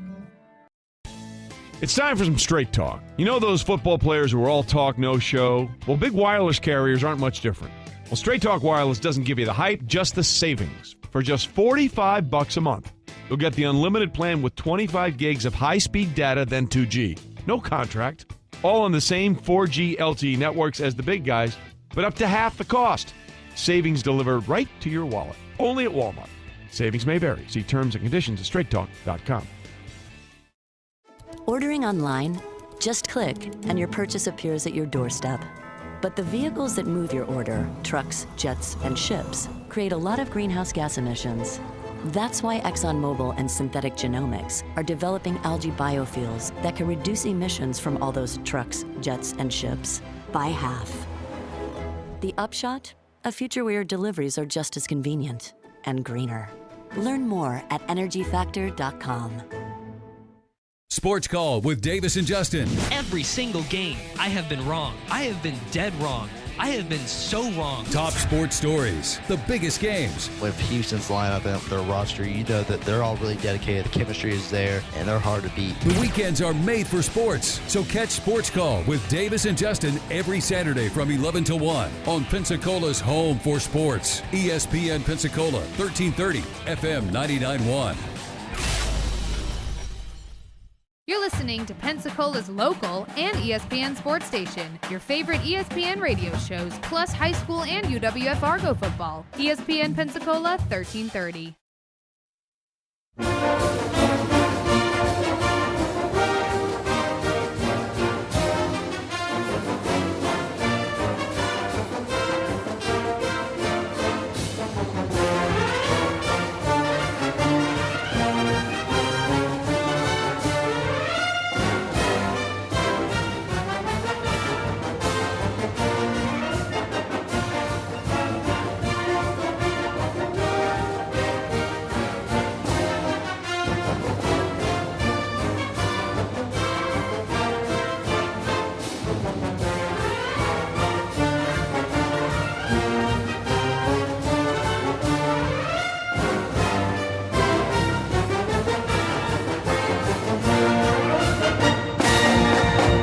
And welcome back. It is Go Gators right here on ESPN Pensacola, 1330 AM, 99.1 FM. And joining us now to talk a little Florida Gator football. He was at the game having some fun. We will not disclose all of the fun because that's not what you do at the world's largest. You hold back. Please. What happens there stays there within the landing until you embarrass yourself and fall in the hedges like that one guy in the gorilla suit. That was funny that year. You might have been there. Everybody's dressed in Halloween costumes a lot of times. So during the Halloween weekend, you get people that if you combined having 40 ounces, by the way, Jeffrey D joining us, and I want to get to that because it's more of an intrigue factor for me because this was 2008, I think, the last time I was at the game. So it's been about 11 years. But Jeff, when we went to the game, they had the old tall boys, the almost like that Dickey's barbecue. That one right there, but a little bit taller. They do the big, a lot of the places they'll sell $9 quick ones so you can get done in the plastic cups. But they still got the going strong with the 40-plus ounces out there at the stadium? Yeah, at the landing grounds. Yeah. Well, the landing now is closed. Really? They're gonna implode it here in a couple of months. So they've added it's out by the fairgrounds now. Everything. Yeah, everything. Okay. All critical mass is around the stadium. How long has that been? I feel outdated now. That's been a couple years, has it? Right? Yeah, I mean the landing's been kind of fading a bit. Because that was the spot back in the day. It was. I mean, that was that's where everybody congregated downtown. Mm-hmm. Jacksonville's never had a downtown party district. They've never really. No. It's not mid-dynamic. It's got hit and miss. You had the landing, and then you had a few restaurants and bars. It's the largest city land-wise in the country. It's not population-wise. Right, the entire county is huge. City. Exactly. But it's spread out, and because of that, a lot of times you'll get one party in one spot. In Jacksonville, like you said, a lot of the people are all around town. You get Jacksonville Beach, and you got You can get so many areas where people don't even know each other within the city because it's so large. But where a lot of places are condensed into one place, and that's not where Jacksonville is. So you're right on that. Yeah. Downtown's kind of a cement jungle. I mean, it's high-rise buildings, and so there's not a whole lot of room for ancillary restaurant bar business, and so it's just poor planning, I think, on their part. And but they're gonna implode all that landing area, and they're gonna rebuild it into something nicer and a little more customer friendly. Well, with that being said, the game itself, I want your take. You were there. You're our sports guru when it comes to Florida Gator football and knowing the team personally. Jeff, what I saw was that Georgia right now is just a better football team, and it's not there were some bad calls, but Georgia, you just look on the field sometimes, and you look at the size and the physical, the line of scrimmage. Very rarely ever today, outside of people, I guess you would say, I'm sure you do, Coach K does, people watch the line of scrimmage. But many people watching football never even look. It's like one of those things you assume every single time that, when you're driving, you assume that cars next to you are staying in their lane until somebody swerves at you and go, what the heck? Like you just assume that you could pull out at a traffic light and take out, if there's 3 lanes and the guy's in the far left lane, that he's not coming over and hitting you if you take a right. Those little things we just, every single second of the day, we're assuming. For Florida, and watching that game, a lot of people just assume the guys up front do their job, and we focus on the wide receivers, the quarterbacks, the guy in the backfield making the highlight plays. But the line of scrimmage, if you watched it, and I went back and rewound it a couple times just to watch the massive size of that Georgia interior on the offensive line, it was night or day, the running game. That was the key to me, is I looked and saw the Florida Gators in that game. They had, 19 carries for 21 yards? Compared to what Georgia had was 19 carries for 21 yards. You got to remember, the Gators, P. Ryan averaged about 4 yards a carry, and Pierce averaged about 4 yards a carry. They only got a total of about 11 carries in the game. I think P. Ryan ran the ball 7 times and Pierce 4 times. When they actually ran the ball, they didn't do that well at first down, but they were able to probably average about 4 yards a carry. Now, Trask, in college football, if you get sacked, that counts against your run total. Yes, not and he had pass total, like negative 22 yards. And so that didn't help things. What were those QB draw calls with him? And plus, he looks like he's running in slow motion. It is, and why they kept going to that? It looked like design runs a few times for him to try to sneak it, and I was wondering, that looked like a Will Muschamp Arsenal back in the day. Yeah, you can get away with that with Emory Jones or even Felipe Franks can get away with those quarterback draw calls because he could get 5-6 yards. But Cal Trask looks like Fred Flintstone on his takeoff. It takes forever. And he can't get untrasked. Yeah, and so he's a big. I'll tell you what, though, he must have been one of those kids that enjoyed taking hits. Because a lot of quarterbacks, they'll fumble. Like he gets hit by 3 guys, and he's like that. One of the games last week, remember, against South Carolina, guy took a hit, and he was like that. The things that have the sand at the bottom, like the Santas or the Penguins that wobble and then come back to the top. Like he got hit, and it was like boing, and then came back right up to stand up forward. He's hard to take down, but he does not take off. He's not elusive. Right, with his he's speed not going to all. be able to. Fromm had tremendous escapability in the game. Whenever they put pressure on him, he found a way to kind of wriggle his way in slow through motion and pick up a third down. And so Fromm made play after play after play in clutch situations. But he's a 5-star quarterback, and so to your point that Georgia's more talented than Florida. Yes, they are. They've got I think they've got 15 5-stars on the roster, and Florida has 1, and he didn't play, and so there's a talent differential. But you get beat by 7 points, so that's Georgia only gets a half-point advantage per 5-star player that they have over Florida. So that shows that Mullen can coach. And I think that your point to the offensive line, they were able to control Zuniga and Grenard with those 2 NFL quality tackles. Oh, those guys are huge. They didn't have to line up a tight end over there to chip them or double team anybody. Those guys could control the pass rush, and Fromm's crafty. If he feels any pressure, he's going to get away from it. He's going to throw the ball quickly. And it really helped Georgia to have Lawrence Cager back. Lawrence Cager, he's one of those guys that Miami didn't. Georgia didn't recruit. He's a transfer from Miami, so they benefited from the transfer portal too.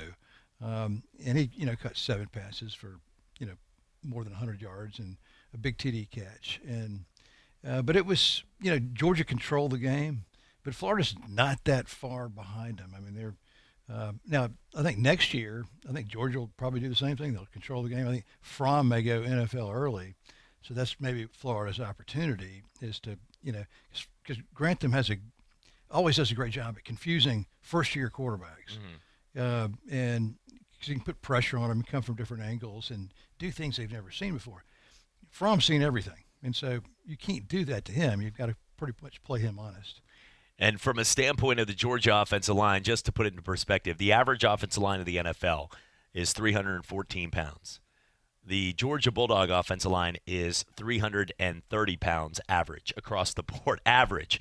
And 3 of the 5 guys are projected first-round picks, and the other 2 are projected NFL players as well. But Isaiah Wilson, a beast at 340. You got Andrew Thomas at 320, Solomon Kindly, 340 pounds, Cade Mays, and even Trey Hill. Their center is 330 pounds. I mean, that whole line up there, it is a professional offensive line. And I hadn't watched a ton because, first off, Georgia hasn't played a ton of competition so far outside of their game against the game they lost. Even the South Carolina game wasn't a marquee matchup to most people. It was just they started going, oh, crap, is this game in overtime? Like, we were at a Dragon Boat Festival, and I was reading off the scores, and it was sort of a shocking news alert that they were tied at home with South Carolina. But Georgia hasn't played that schedule yet, if you look at so a lot of people haven't tuned into all their games. That's true. They, of course, played Notre Dame. But that game, yes. But the reason they lost South Carolina is because they turned the ball over 4 times. And it was, if you do that, if they turned the ball over 4 times to Florida, they would have lost. But they didn't do it. They were able to maintain drives, 12 out of 18 on third down conversions, just a masterful job. And the Gators try to change up defenses, but Georgia was always in the right play at the right time, and were able to grind out the chains. That the Gators had a chance to get the ball back with 2 minutes left. And the Gators had scored on the previous 2 drives. And so the Gators would have had a chance to at least move into Hail Mary position. They kept fighting. The team has proven that they're a fighter. And in the second half, they continue to get better. 2 questions I want to ask from being at the game. One, were there people ready to rip off the refs' heads at halftime based on what I mean? Because here's the thing. We were at the UWF Argo Walk, and I was emceeing that event, Brent Lane, Cat Country. We had a fun time.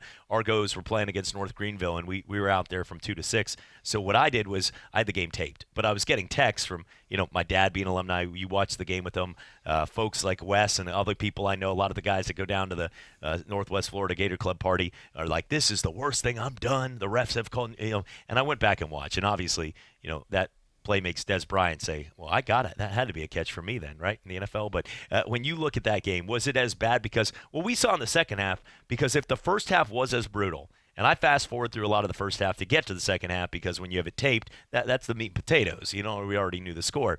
But I'm looking at that game and saying, I saw a lot of calls in the second half that went sort of, that were borderline calls that went Florida's way as well. That that touchdown run by Georgia was called back, and that could have been a pivotal moment. It was a pivotal moment. Sure. Overall, though, if it was that hideous in the first half, I felt like there were calls to sort of make it where it wasn't. You didn't clearly lose the game like the Saints can say last year against the Rams. Yeah, I think so. I think Georgia's controlled the game. It'd be sour grapes for me to say, like, listen, the officials ripped us off, because that's. They were just bad. They just seemed to be bad refs in general. Well, and it wasn't just – it was Birmingham. It was the replay refs. And the reason I say that is because, whenever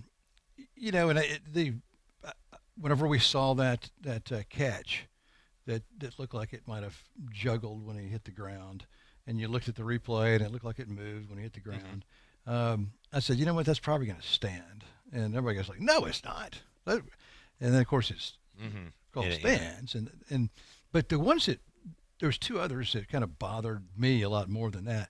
One was P. Ryan on the first drive of the game. P. Ryan looks like he gets the first down. They mark it, at the 38.5. And then without any prompting, without Georgia questioning it, the replay booth in Birmingham says, radios down and says, hey, we're gonna look at that play. And then they ended up marking it to 40. And it was it was not. I guess they rounded up to the nearest integer, but it was. They got it. Was at the 36. And they needed to get to the 39 to get the first down. And so that was almost unprecedented. The replay booth never prompts a replay like that on a ball spot. It just doesn't. This doesn't happen. And so at that point we were like, okay, this is not good. And then a Georgia receiver on third down steps out of bounds clearly before the first down marker, and they don't challenge that at all. The Gators didn't see it. It was on the other side of the field. And so the replay booth in Birmingham didn't say anything about that one. So those were the 2, the ball juggling in the guy's hands, that's controversial. You probably could have called that as a catch if you were sitting in a seat in Birmingham, but there's a couple others and so the replay booth probably was more egregious in their calls than the officials on the field were. And you're right, that was kind of a chintzy hold on the play that they scored a touchdown on. So it all kind of evens out. I mean, if you look at the game objectively, Georgia's is just a little bit better than Florida. Yeah. They're 7 points better than Florida. They are. And if they played 10 times, they would continue to be 7 points better than Florida. And I got to say, I watch, and I'm not saying this to not hype up the game or anything.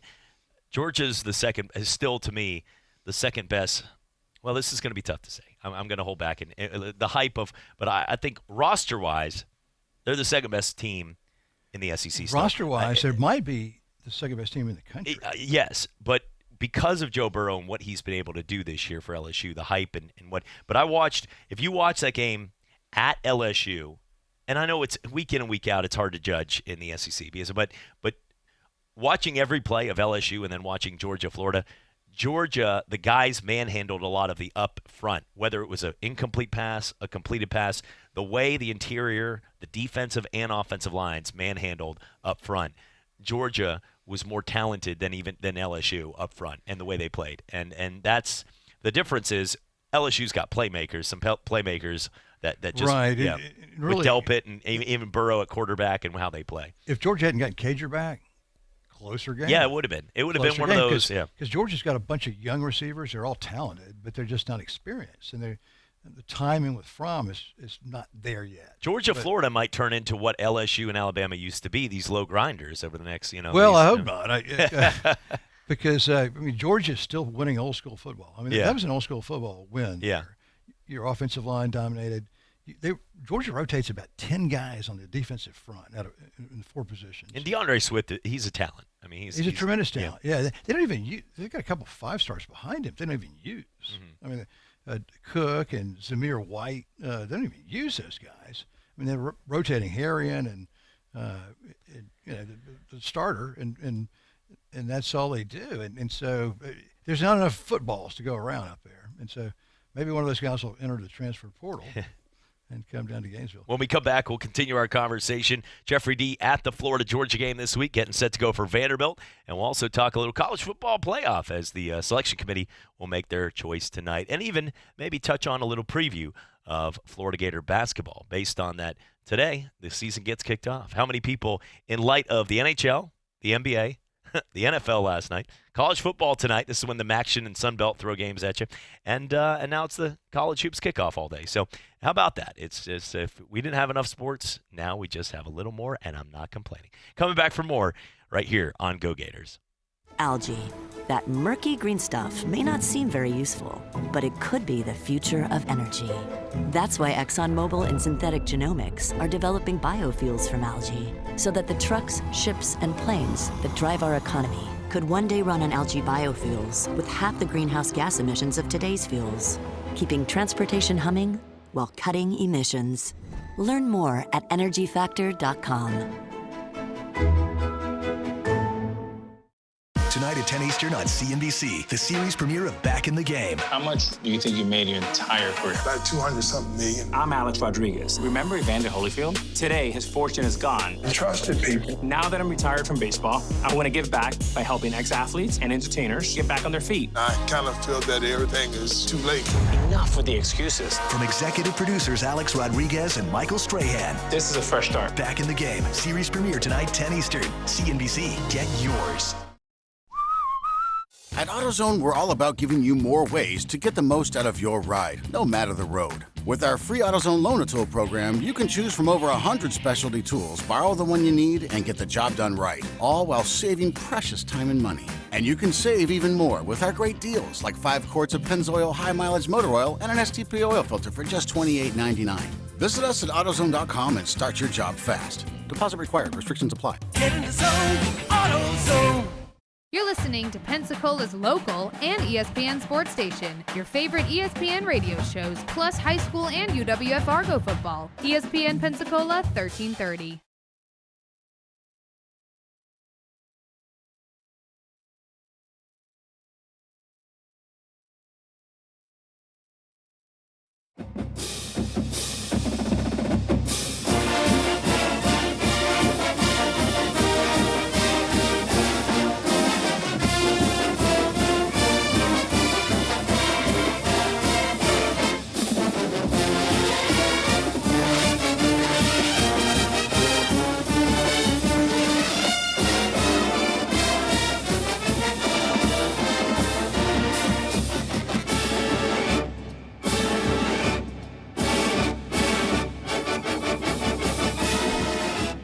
And welcome back to Go Gators right here on ESPN Pensacola, 1330 AM, 99.1 FM. Brought to you by the Holman Law Firm, Stephen T. Holman, Justin Holman. Doing a great job. If you need any of legal advice, going through a tough divorce, father's rights, the best parents are both parents. Jeff, talk about it. The atmosphere, the fun, the passion. My brother was at it too, and I know Champ Bailey, Brandon Spikes, a lot of guys from both teams, Florida and Georgia, talking to everybody out there, having some fun. I heard it was a good party, as always, as they have not changed. It's still the world's largest in everybody's mind when they get out there, and the party was a great atmosphere this week. It was indeed. It was, it wasn't as rowdy as it usually is. I think, and I saw a lot of Florida and Georgia fans talking to each other, and and just communing, and so it wasn't a kind of a contentious atmosphere. I didn't think this time around. I didn't see any fights, or now it didn't mean there weren't any that happened, or some arguments and squabbles, but it looked like just a bunch of folks at a great big old cocktail party. Hey, good times, and some respect for both. I think there's a little respect. People don't like anybody talking trash from one side or the other when they really don't have the choice, the chance to back it up. Meaning like Jared Hawker, we make the Jared Hawker pick now when he was the Texas A&M offensive lineman, when he's like, Clemson, yeah, we're going to take care of these boys. And you're like, no, you're not. You're Texas A&M. You're doing better, but you're not going to walk into Clemson this year and win that game. And they didn't, clearly, but people are like, you need to can it. Now, if there's a quarterback that goes out there and says something, and then they walk the walk, like if Lamar Jackson would have talked this week for Baltimore and then done what he did, then he gets some props. But I look right now at the way both these teams, and they both had confidence for the first time in a long time. We've seen the underdog win this game before. When Georgia was expected to win, Florida won, and when Florida was expected to win, Georgia's won. It's happened here. But in this game, though, for the first time, it really was a game that both teams started to share that, hey, you know what, this is going to be – we're the two dominant teams right now in the East, and we've sort of separated ourselves from the pack, regardless if South Carolina beat Georgia in that game. These are the two best teams now in the SEC East. Well, this game went according to script, Chad. This is – I mean, people are predicting 27-20, 24-17. This went according to script, and it was a very clean game. There's no turnovers in the entire game. Neither team created a turnover or gave up a turnover.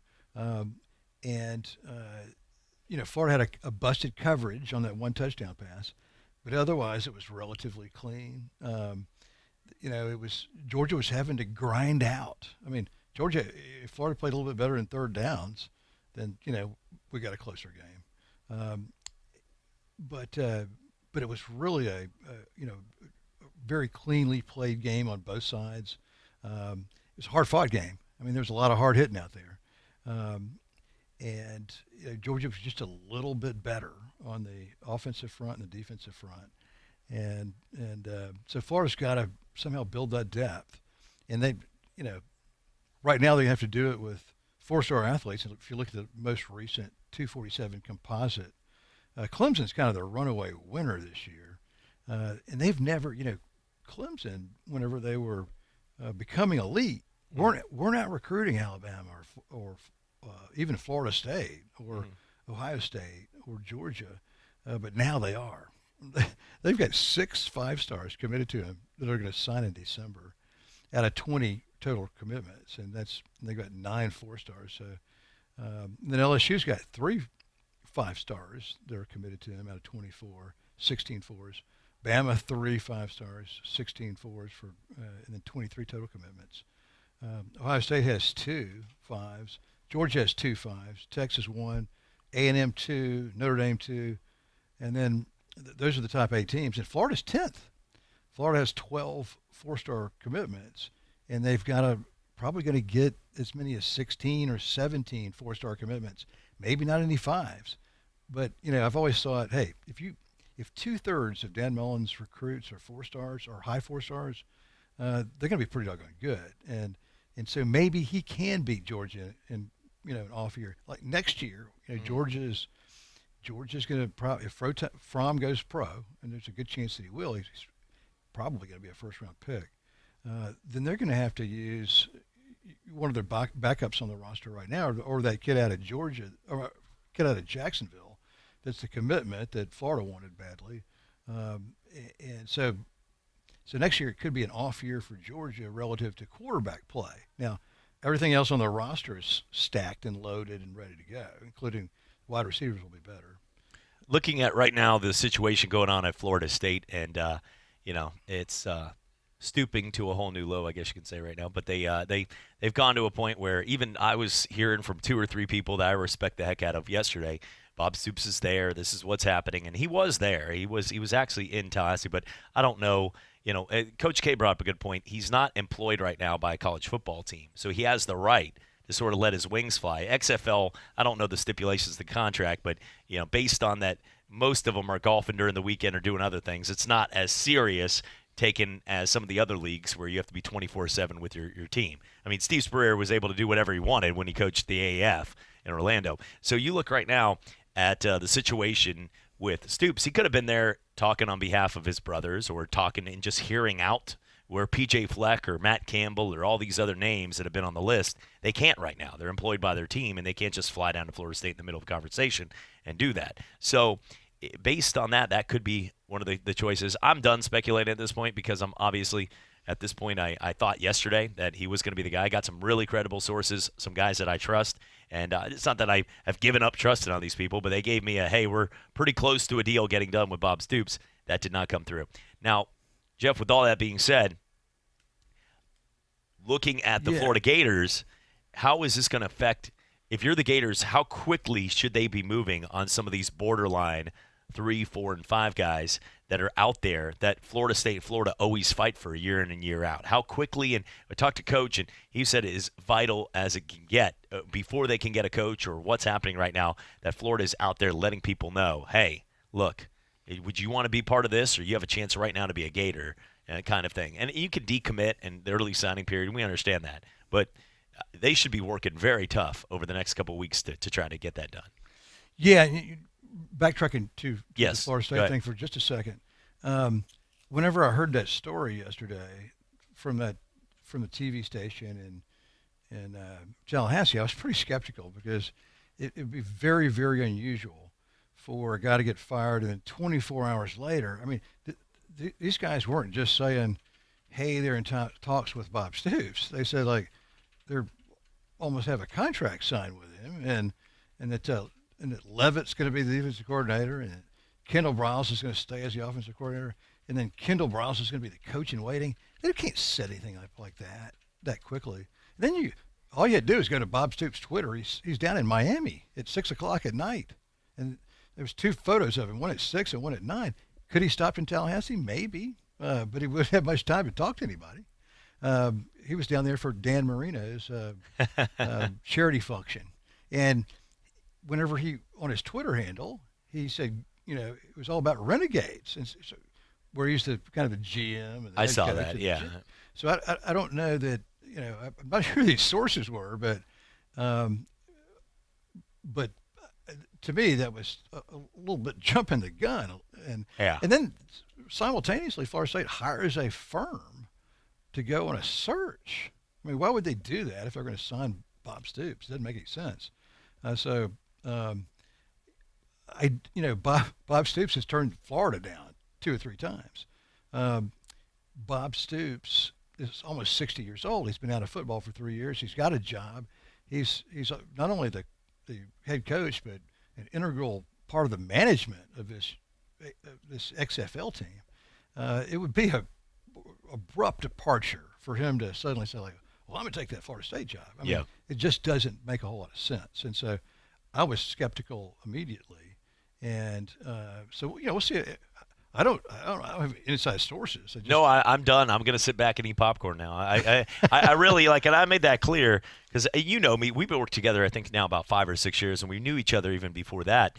And I remember the first time we met was at the, you guys. I got a chance to speak with Pat Dooley at the Northwest Florida Gator Club event, and you and Danny Z, and I sit back and I'm not the here's my sources or we have 8,000 texts coming in the show like some other people might have in this market, but just saying I do have 2 respectful people that work in the broadcasting business, and then I went on to say though too, the only people that really know are a few people sitting behind closed doors where they're at, and Coach has been there before. Coach has been in the war room and things where look, Mel Kiper gets makes about $5 million a year off of people paying for his picks, and he really doesn't know because some people, like a Bill Belichick, they're not going to give their sources out. They're sitting in that room, and only a few people know that.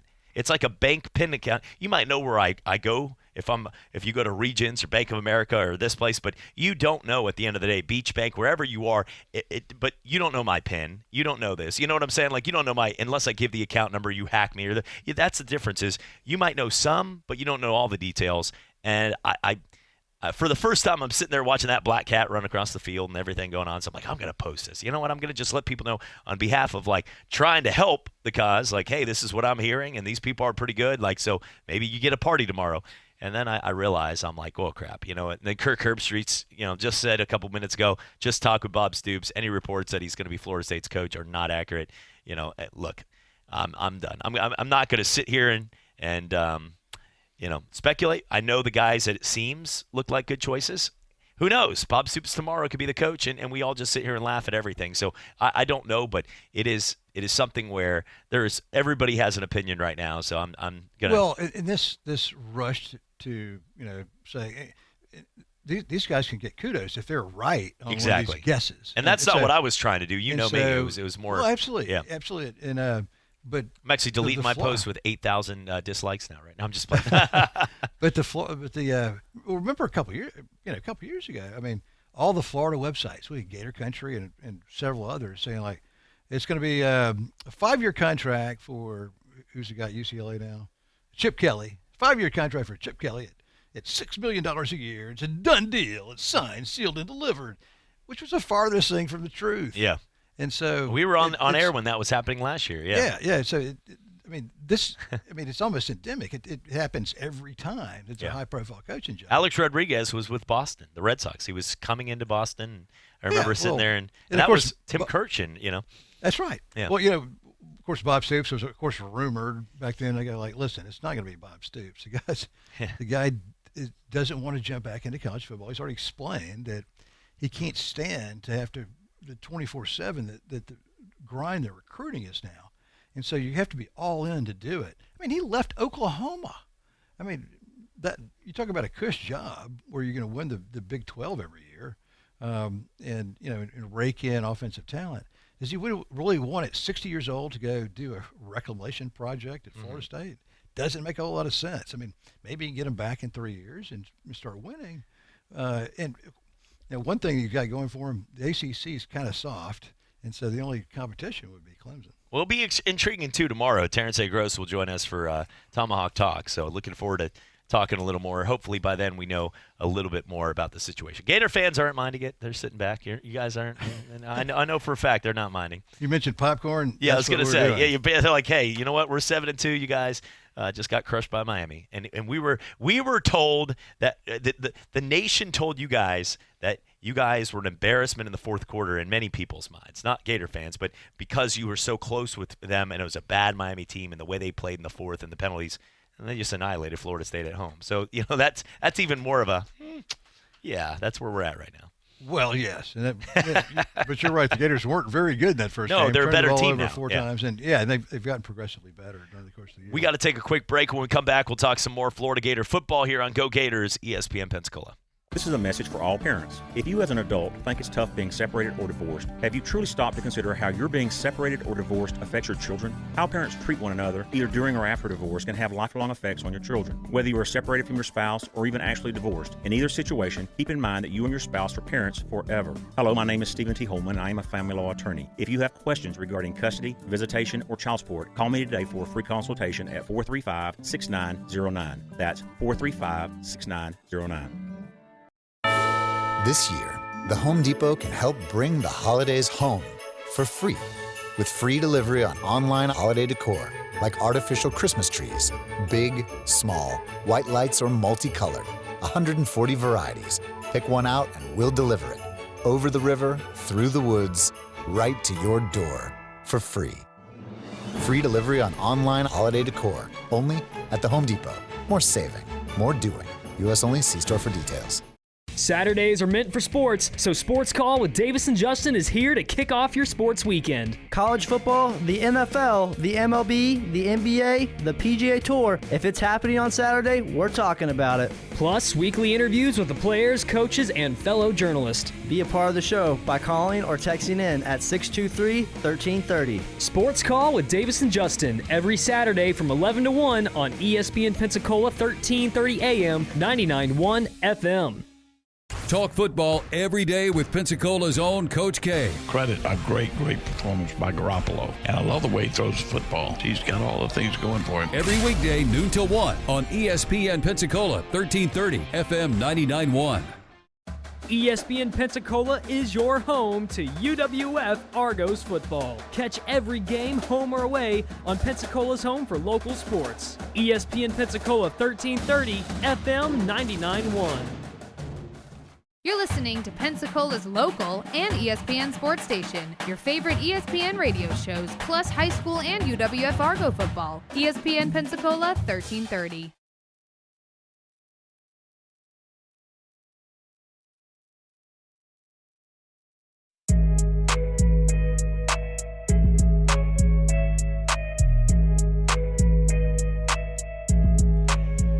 Welcome back. A couple minutes. Go Gators left here on ESPN Pensacola, 1330 AM, 99.1 FM.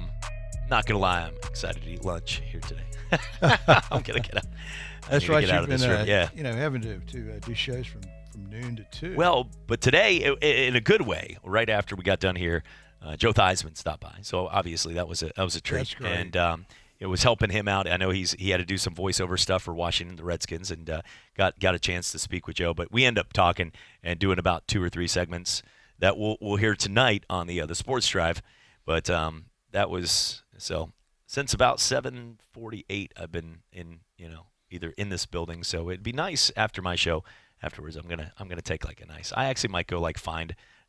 Like a Holiday Inn and just sit in the bubble bath, and I mean in the outside in the hot tub until they're like, "Sir, are you a guest here?" And be like, "Just 5 more minutes." No. But today is a day I'm definitely got a couple hotels around here. I'm gonna sit down at a restaurant and eat or something like that today. But looking at the situation of what's going on in Florida Gator football right now, do you feel that from where you saw the beginning of the season, because now we're down to the final couple of weeks, but from the beginning to now, do you feel about right, overachieved, underachieved as a Gator fan? I think they probably overachieved a little bit, to be honest with you.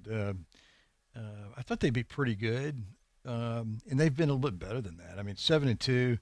I would have probably projected, 7-2, 6-3, somewhere in that area.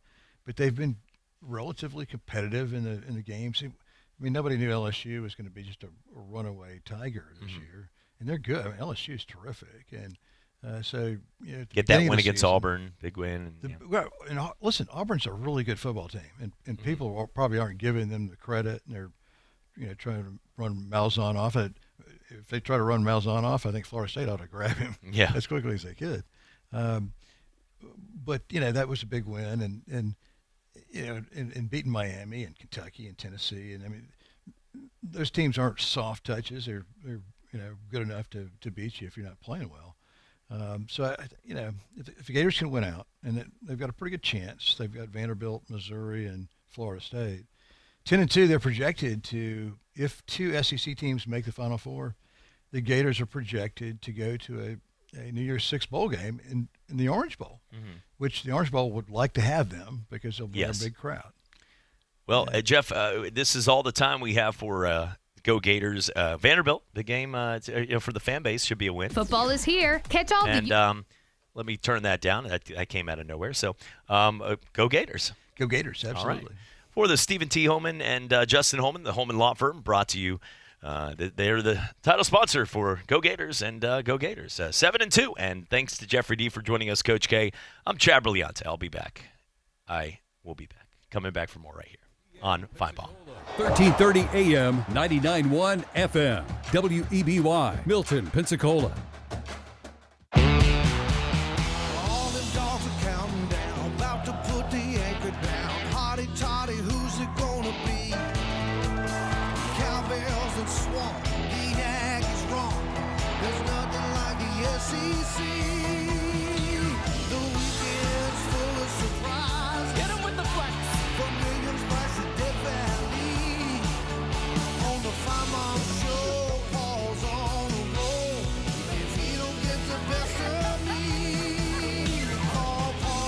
Alabama. It's your show. Go ahead. You got a damn burn crappy attitude.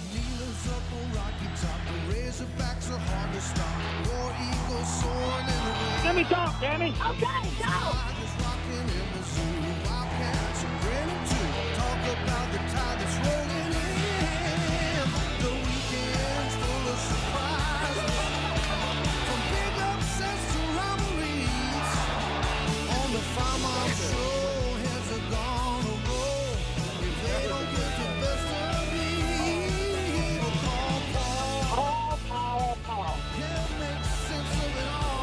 I really don't know where to go after that. Don't take those calls. I could give you my address and phone number if you're ever in this neck of the woods. In my life, I've never had a phone call like that.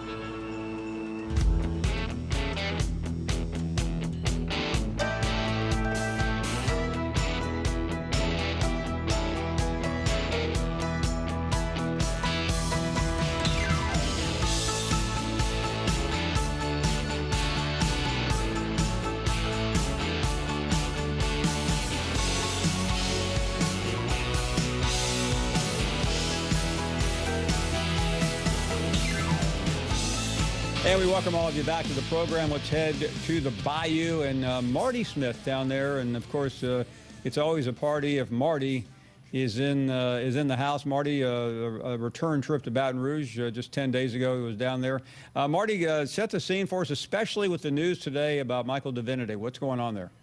Coach O just addressed the media assemblage, Paul, and I actually heard you guys play the sound. What he told us is that Divinity left the team for personal reasons. Okay, we sorry about that. We had a couple of wires crossed there, but all is good. And welcome to Wednesday, a little bit different. Welcome to Tuesday. I'm skipping ahead, but anyway, great to have everybody here on the show. We have a lot to do as we get ready to take you to this weekend with obviously the big game. And we're here in New York today.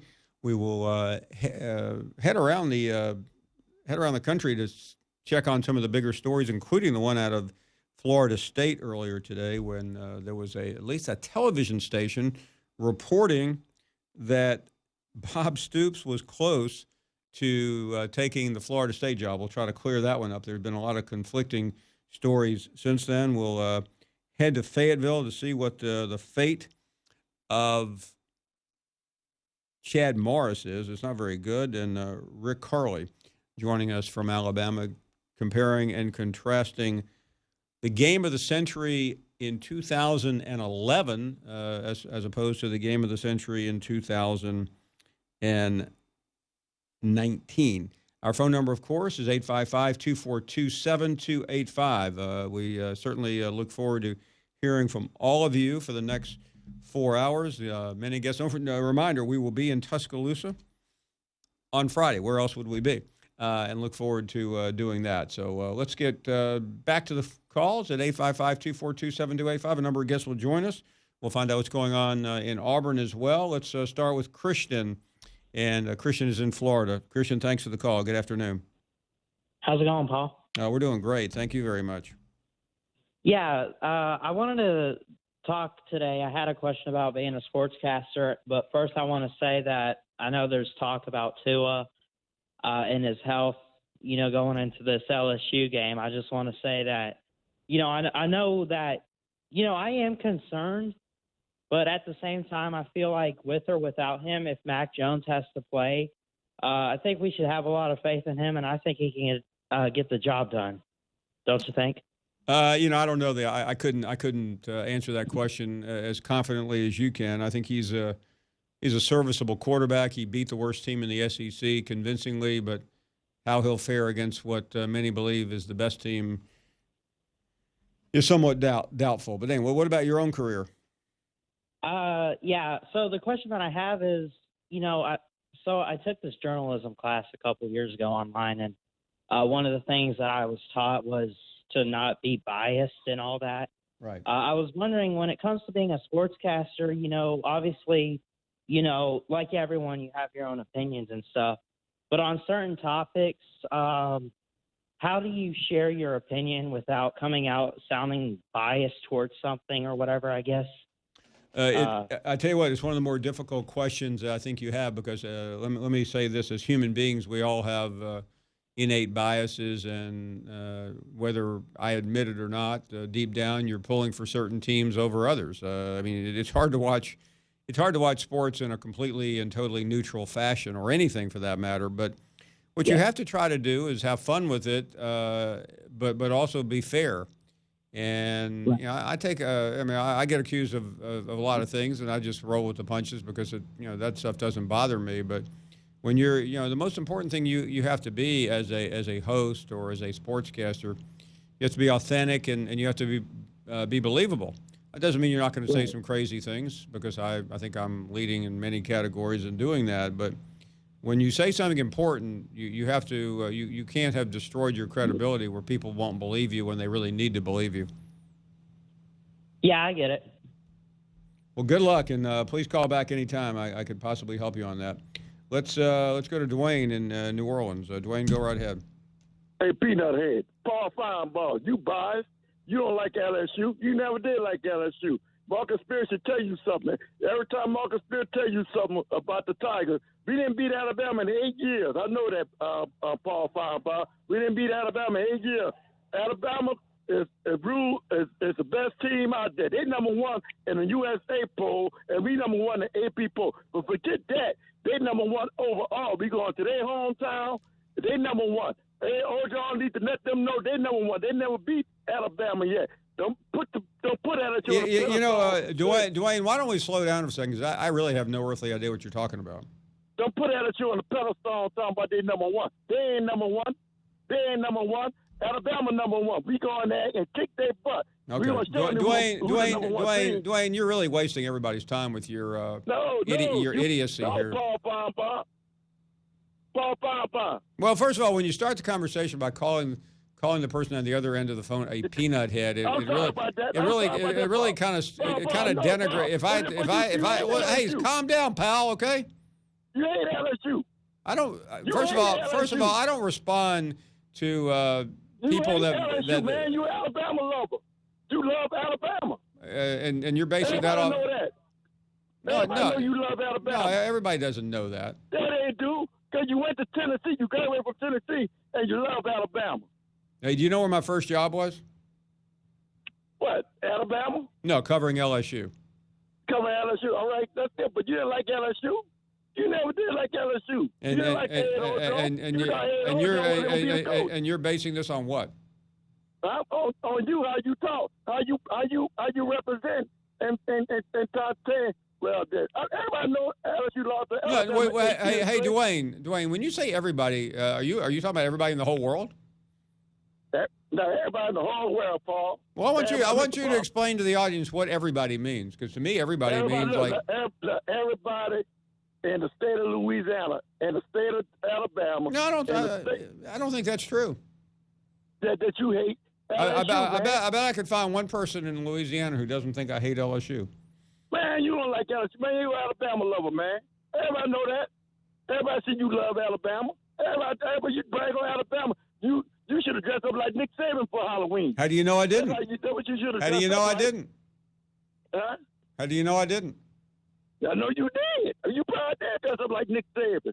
You know what I'm saying? You probably had that roll tie. You probably had that roll tie hat on. So why don't you explain, other than the fact that Alabama has owned LSU, why you hate Alabama? They did. Yeah, Alabama be beat LSU because Les Miles garbage, but they want to change the offense. Les Miles has been gone a long time, man. Yeah, but his garbage, but he's been gone a long time. Yeah, but they took the head on to get that to change the offense. Hey, where do you live? Okay. I live uptown in the third ward. In the third ward. Is that New Orleans? Is that New Orleans? We know what Cordell Stewart. You know Cordell Stewart. No, I know the Ninth Ward. Huh? I know the Ninth Ward. The third ward, up there by the Superdome. I know. Listen, I've been to the Superdome. You know what? I've been. I remember going to the Superdome in 2011 when Alabama beat you guys, shut you guys out for the national championship. They beat you bad. You're right. I agree with you on that. Beat you bad last year. Hey, look. You know. Nick Saban, Hey, Saban know what to do. hey, Dwayne, let me ask you, Dwayne, slow down. Let me say Dwayne, no, Dwayne, let me ask you a serious question, okay? Yeah. Do you work for a living?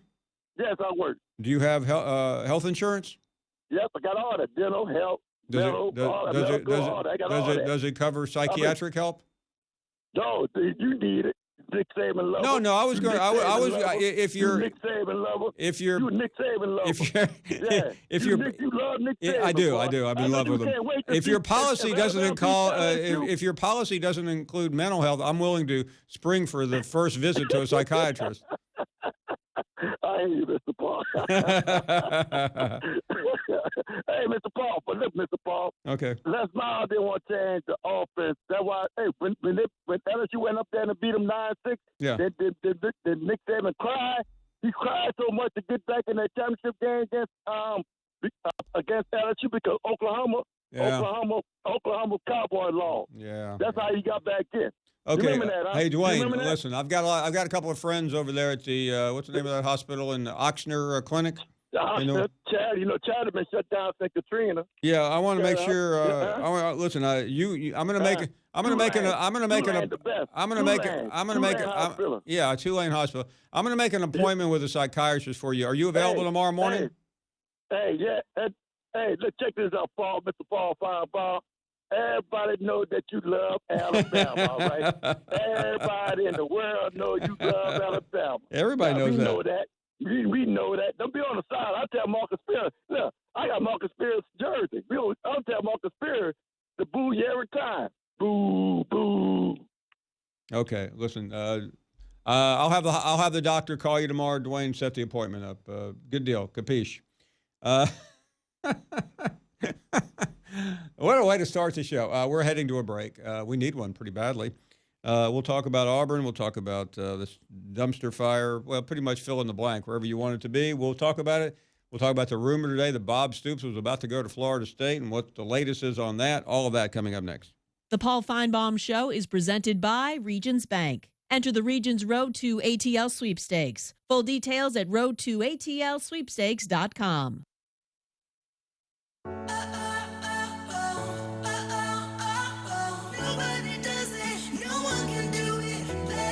Now that Human Resources VP Ashley Campbell has Kronos for HR, payroll, talent, and time, she's managing her workforce like a rock star. She even has her own hype song. I'm the spark before the fire.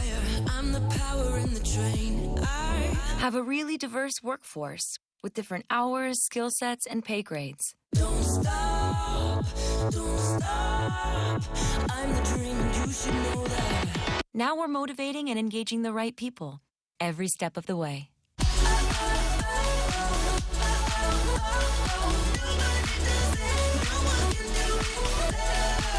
Kronos, HR solutions for the modern workforce and the people who support them. Learn more at kronos.com/HR swagger.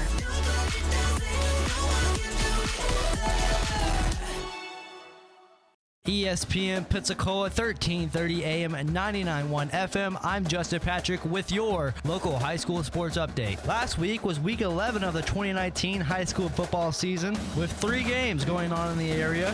Tate headed to West Florida to face the Jaguars on their senior night, where the Jaguars soundly defeated the Aggies 40-26. The Jaguars finished the season 3-7, while the Aggies finished their season 1-9. The Pensacola Tigers headed to Escambia to finish off their season, where they were defeated by the Gators 52-7. Escambia moved to 10-0 on the season, and Pensacola finished their season 1-9. Milton hosted Catholic in a thrilling game where the Panthers were defeated by the Crusaders 29-28. Milton decided to not go for a field goal to tie the game, instead went for 2, which was no good. Milton moves to 5-5 on the season, while Catholic finished their season a perfect 10-0. I'm Justin Patrick with your local high school sports update. Well, here we are again, and I got to tell you, Jim, this match has me really concerned. That's right, Ron.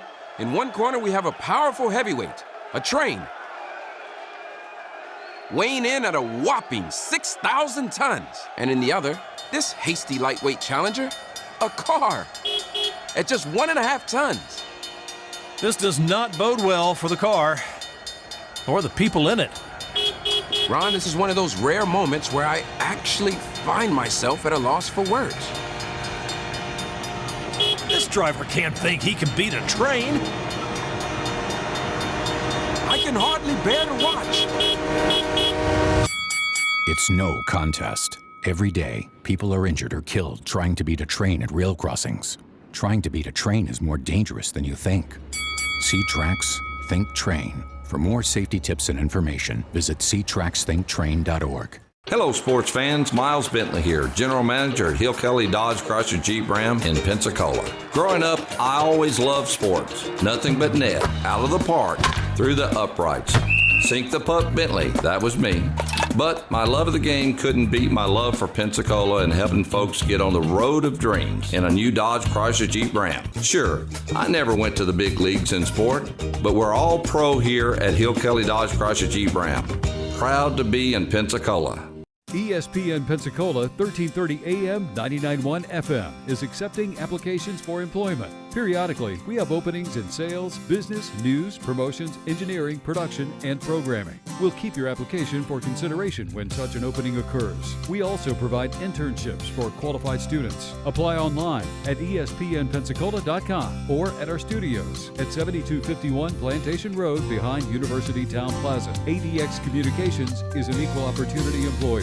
This is a message for all parents. If you as an adult think it's tough being separated or divorced, have you truly stopped to consider how you're being separated or divorced affects your children? How parents treat one another, either during or after divorce, can have lifelong effects on your children. Whether you are separated from your spouse or even actually divorced, in either situation, keep in mind that you and your spouse are parents forever. Hello, my name is Stephen T. Holman, and I am a family law attorney. If you have questions regarding custody, visitation, or child support, call me today for a free consultation at 435-6909. That's 435-6909.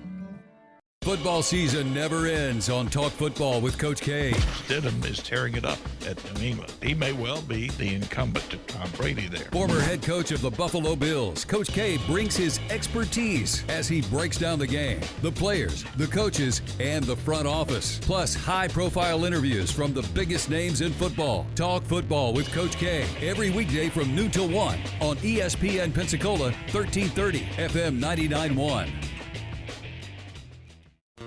This is the Paul Feinbaum Show on Pensacola's ESPN and local sports station, and we're on Facebook at ESPN Pensacola 1330.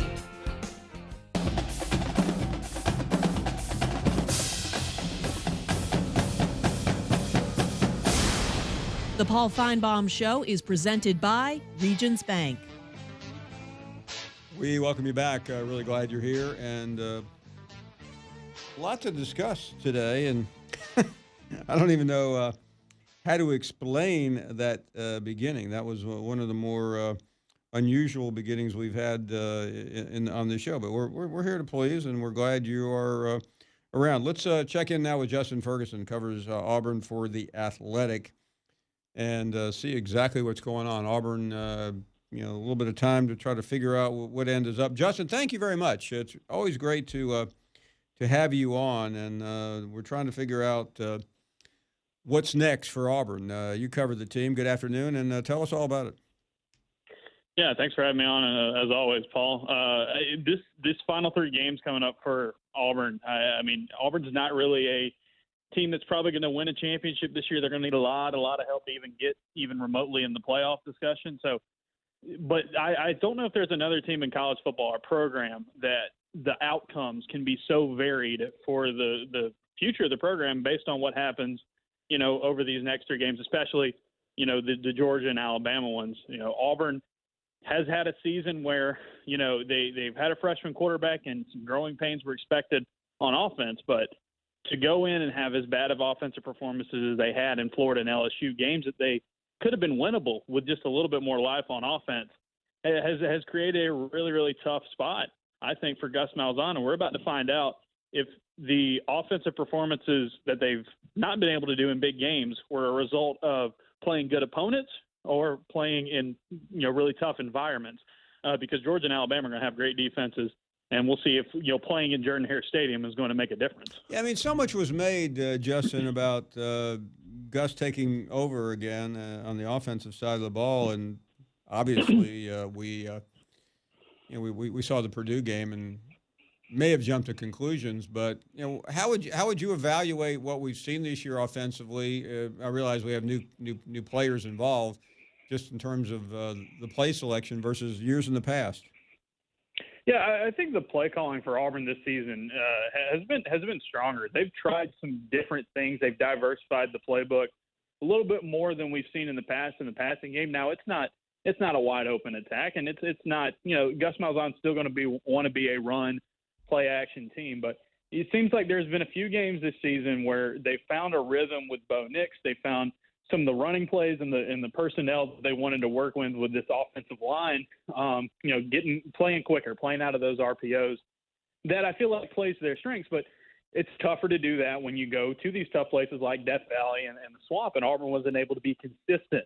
And I think part of the consistency issues comes from their offensive line. They've got a couple of really great offensive linemen and some good performances this year. It's just been very inconsistent. They've had to swap out their center.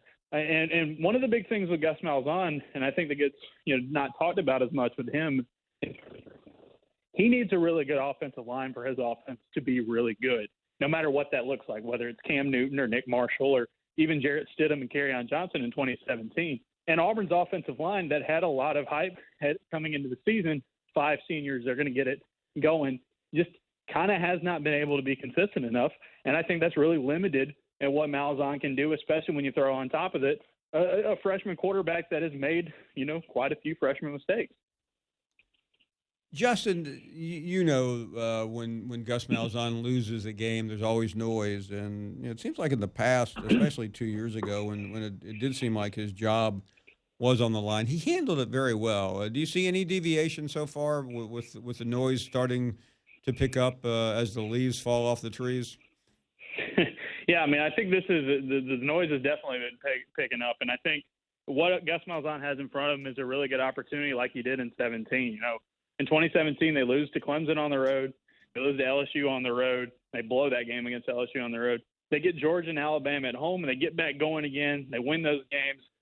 They end up playing in the SEC title game. They're probably not going to play in the SEC title game this year, but it's a similar situation. We've seen Malzahn in the past be able to do enough, get his team up enough, especially when they get to play big games in Jordan-Hare Stadium, that they're able to rally. 2 out of the last 3 times Auburn has hosted Georgia and Alabama in the same season, they've won both games, both times. So I feel like this is a great opportunity for Malzahn to quiet some of the doubters, but it's going to be very, very tough because, like I said at the beginning, this can swing so differently. Whether if you're talking about 8-4 Auburn or 9-3 Auburn or 10-2 Auburn, when you talk about the long-term health of the program, Gus Malzahn's future, a lot of variation can happen over the next few weeks. So, it's you couldn't have probably planned a better opportunity, I would say, in the fact that you get both of these games at home instead of having to do it on the road.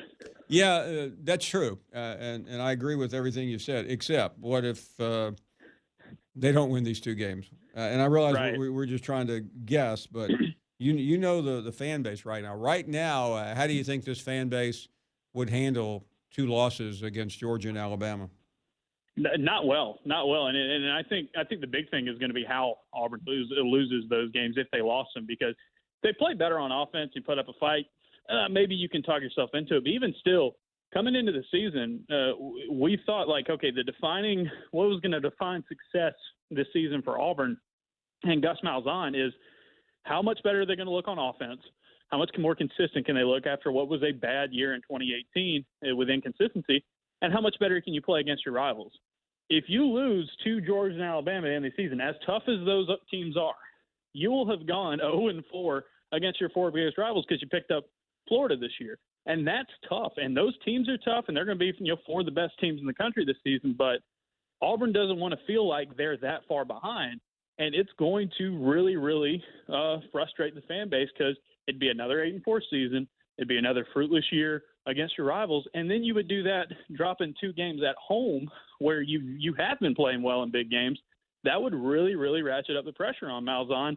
And it would be a very tough environment. I think the feel around the fan base is not getting better with the way Auburn's played offensively this past month.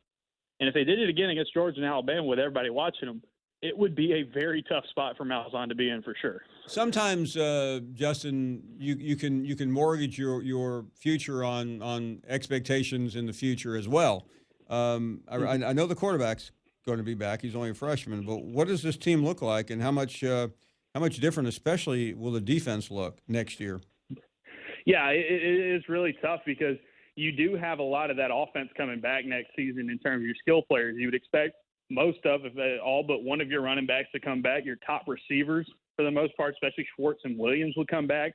Auburn's got good recruiting classes coming in at both of those position groups, and then you can build around Nick. That offensive line, you'd have to really make a convincing argument that, even if you couldn't succeed this season with 5 senior offensive linemen, you're going to have to reset completely new starters. Now, their new center would be back next season, but other than that, there's not a whole lot of experience coming back. Defensively, you lose Marlon Davidson and Derek Brown, and how great have those guys been this season? Auburn has recruited well on defense, and they would miss some key stars on that defensive side. They would be better built, but it would be a reasonable expectation to think they could take a step back on defense. And if that's the case, you're going to have to be that much better on offense next season. Doing that with a brand new offensive line, it would be a tough sell, to the fan base for sure, because this was supposed to be the year that if things click right, you could kind of propel yourself in the future. If you stagnate or even go a little bit behind, it would, like I said, it'd be a very tough environment for Malzahn to be in among, certain people of the fan base that have made their feelings heard over the last few weeks. It's always hard to gauge what someone is thinking, but a couple of years ago, we all know Arkansas made a run at Malzahn. He mortgaged that into a big-time contract. Things are different, though. Do you see any reason to believe that he might be more open to leaving today than he was 2 years ago? I think it's going to determine that is going to be how they do in these last few games. And I think there would be a scenario where you could see Auburn being willing to kind of move on. And, if there was a landing spot at Arkansas, that would make sense. But, I think Malzahn's looking at it right now, knowing that he still thinks, and I agree with him, he has a very good football team. He has a great defense and an offense that has the potential to be a lot better than it's played this season. They get Georgia and Alabama at home, how big that's been for him in the past.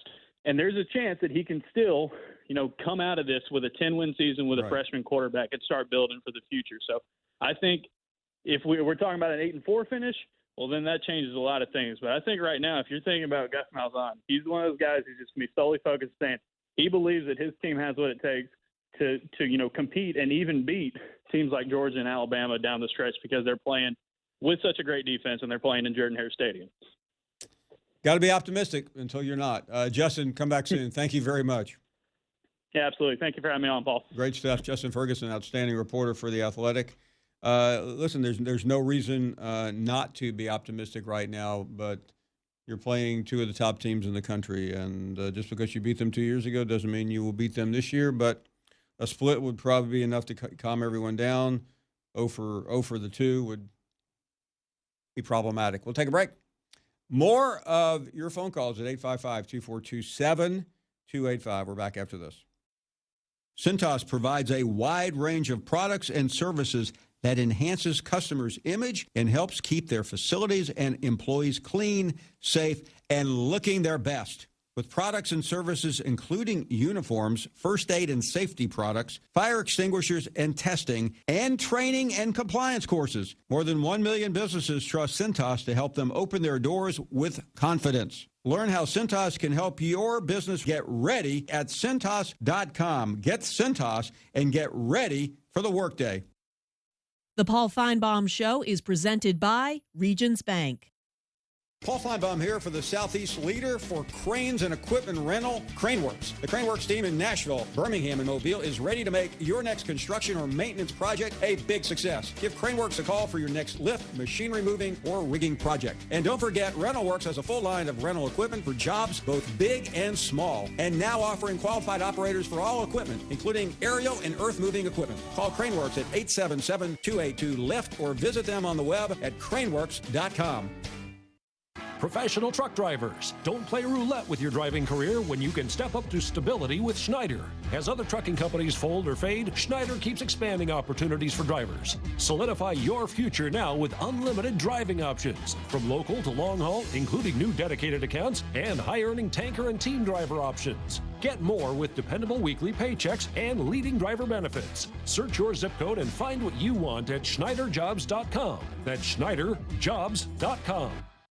Stephen A. Smith here. If you're like me, you have a mortgage and a family who depends on your income, then you need to protect the ones you love with life insurance. Life insurance can help pay off a mortgage or send the kids to college. It's peace of mind. Think you can afford it? Chances are Select Quote can help you get it for less than $1 a day. Select Quote comparison shops up to 10 highly rated companies, including Prudential, Banner Life, and Mutual of Omaha, and others, to find you the company with the best rates. For example, Select Quote could find a 35-year-old man a $500,000 policy for under $21 a month. That's less than $1 a day. Select Quote's breakthrough technology allows them to quickly match you with the best insurance company to find your best policy. Plus, quotes are free. Start protecting your family today. Call Select Quote at 1-800-601-6992. That's 1-800-601-6992. Or go to selectquote.com/Smith. Get full details in the example policy at selectquote.com/commercials. Your premium could vary depending on health, issuing company, and other factors. Not available in all states.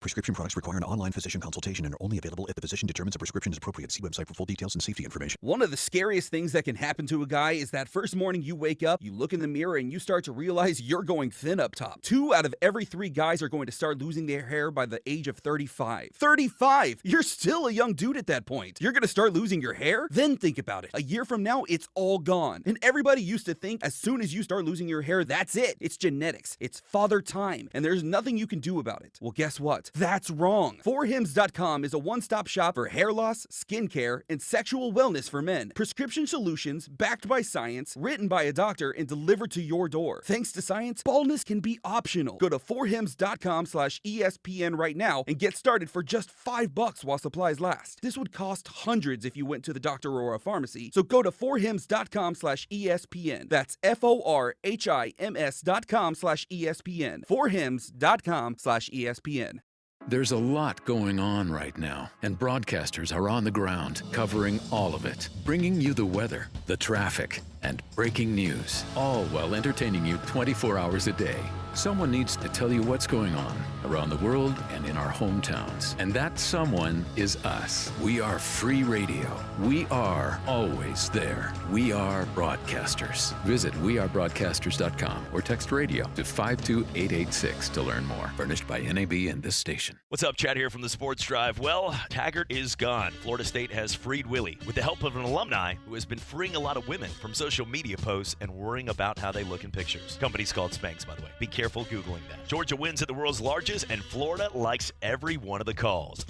Nobody told Ryan Fitzpatrick the fans didn't want Miami to win. And the Pats lost. We're moving on. And it's LSU-Alabama week, 1 vs. 2. Let's ask Nick Saban one more time out to his ankle. Now y'all scared to ask another question? Sports Drive, 5 to 7, ESPN Pensacola.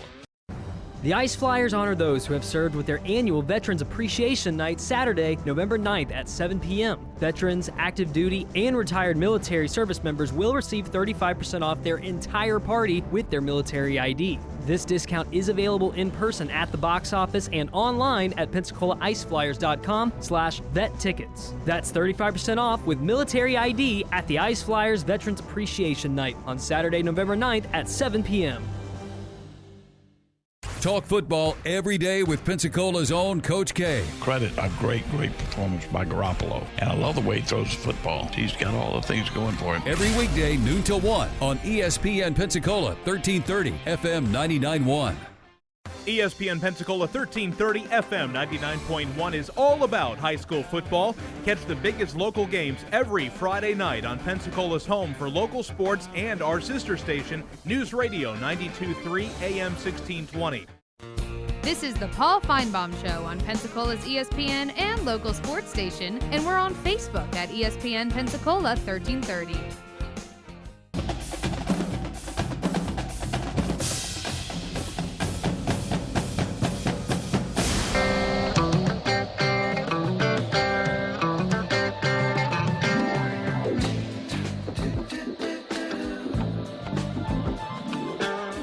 Welcome back. Your phone calls at 855-242-7285. Rob starts us off for this segment. Go right ahead, Rob. Hey, Paul. Thank you for taking my call. I tried to get you yesterday.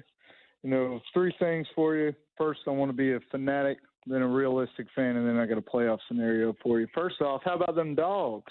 Pretty amazing. I was really impressed with Georgia, and I can't tell you I was really overly surprised. I believe that Kirby Smart would get this thing figured out, and he did.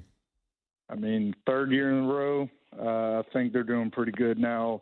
Being a realistic fan, watching that game as well as the Notre Dame game and plenty other games going back the last couple of years, looking at what LSU and Alabama are doing so well, we've got to figure out our problems over the middle on defense, because those quick slants to a tight end, to a receiver, those dink and dunk passes, give it to Alabama and LSU, they're taking those to the house. There's just no stopping those receivers.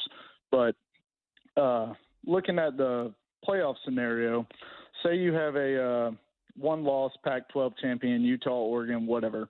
The way I see it, everybody you got plugged in at Ohio State, Clemson, they're already plugged in. Then you got the SEC champ. Now, number 4 being that at-large. So you take 1A, 1B, winner, loser of Alabama, goes to Atlanta, plays Georgia, but loses. So Georgia takes that SEC championship. Then who do you have at number 4? 11-1 Bama, LSU, or 11-1 Pac-12 champion? And I'll let you go, Paul. Yeah, Thank you listen, I think it's a great question, and I'm going to wait till there's no reason to try to answer it tonight because there's just way too many variables. I don't think there's an easy answer. These things usually get a little bit easier once you see the tone and tenor of the games. I could see any possible scenario there. And it's hard to believe the SEC champ would get left out, but a couple of years ago, the SEC champ would have gotten left out had it been Florida. Alan is up next in Georgia. Alan, you are on the air. Hey, Paul, how you doing, bud? Thanks for taking my call again. Thank you. Couple things. First of all, want to wish y'all luck Saturday against LSU. I think it's going to be a great game. Excited to see it. Second thing, I don't know, a couple weeks ago I called and, we talked a little bit about Jake Fromm and calling back to give credit where credit is due.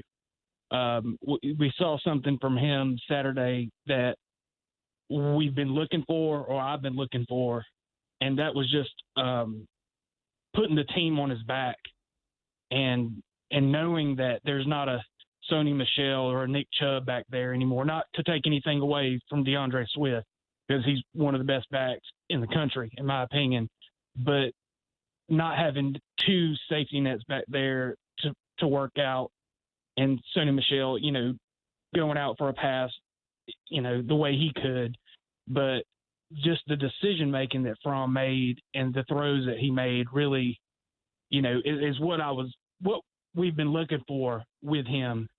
And it's like you said, he's got the clutch gene, and you can't coach that. So I was real pleased with that. With that being said, though, not looking past Missouri, but with Auburn coming up, Derek Brown and that defense, they're going to dial up on him, I think, pretty good and try to put a lot of pressure on him. And I'm just wondering what you think Georgia needs to do in that situation to kind of keep him at bay and keep that Auburn defense at bay, because they've got their backs against the wall. I was listening earlier to one of the, you and Justin talking, and these are must-win games for Malzahn. I think he has to win one of them. And I was just wondering what you think maybe we could do different, or do we just put it on Jake's back and let's see what he does with it? Yeah, listen, the environment will not bother him. You know that. He's been there before. Right.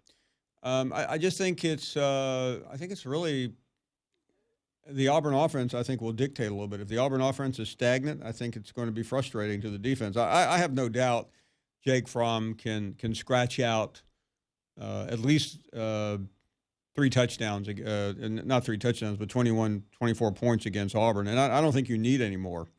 And, Right. and so I think it's just a matter of strategy. And this sounds like I'm overloading you with cliches, but it's connecting on field goals, which they didn't do against South Carolina. It's avoiding mistakes, and it's just a couple of big plays, which I think they're capable of. Auburn's defensive line is the key, but they have given up some big plays. I mean, Joe Burrow was methodical against them, but he did score a few touchdowns. Absolutely. So I'm looking forward to that game again.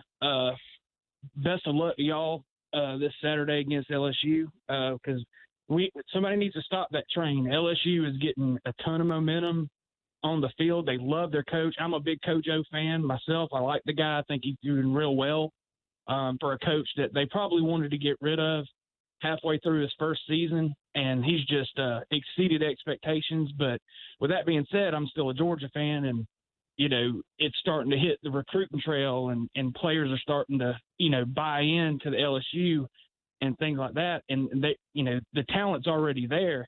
I think if Alabama can maybe put the brakes on them a little bit and just kind of stop some of that momentum, it'll help everybody out as far as the SEC recruiting trail and everything like that. But one more question, and I'll let you go. If this is a close game between LSU and Alabama, and then they both went out, how do you keep either one of them out of the playoffs? That's a question that's difficult to answer. Alan, thank you. And I was I'm up here in New York. I was on some of the shows this morning, and I made a case where Alabama could get left out if they're not careful, and I think it really is tone and tenor. What got them going in 11 was not only an overtime game, but looking at those two teams together, they look easily like the two best teams in the country. I remember standing on the sidelines with Urban Meyer that night in Tuscaloosa, and he looked at me and said, "Man, I've never seen two defenses like this." You need something. You need a snapshot away. I mean, if Alabama looks off and loses, they're going to be in trouble. Now, it may not be fair, it may not be equitable, and it also depends on everything else. The reason why Alabama got back in 11 was the next week you had two undefeated teams, at least two, maybe more, go down. So Alabama would need a little bit of luck, probably not that much, but a little bit. We're up against a break. More to come. 855-242-7285. More on Bob Stoops. Earlier today, rumors where he was heading to Tallahassee.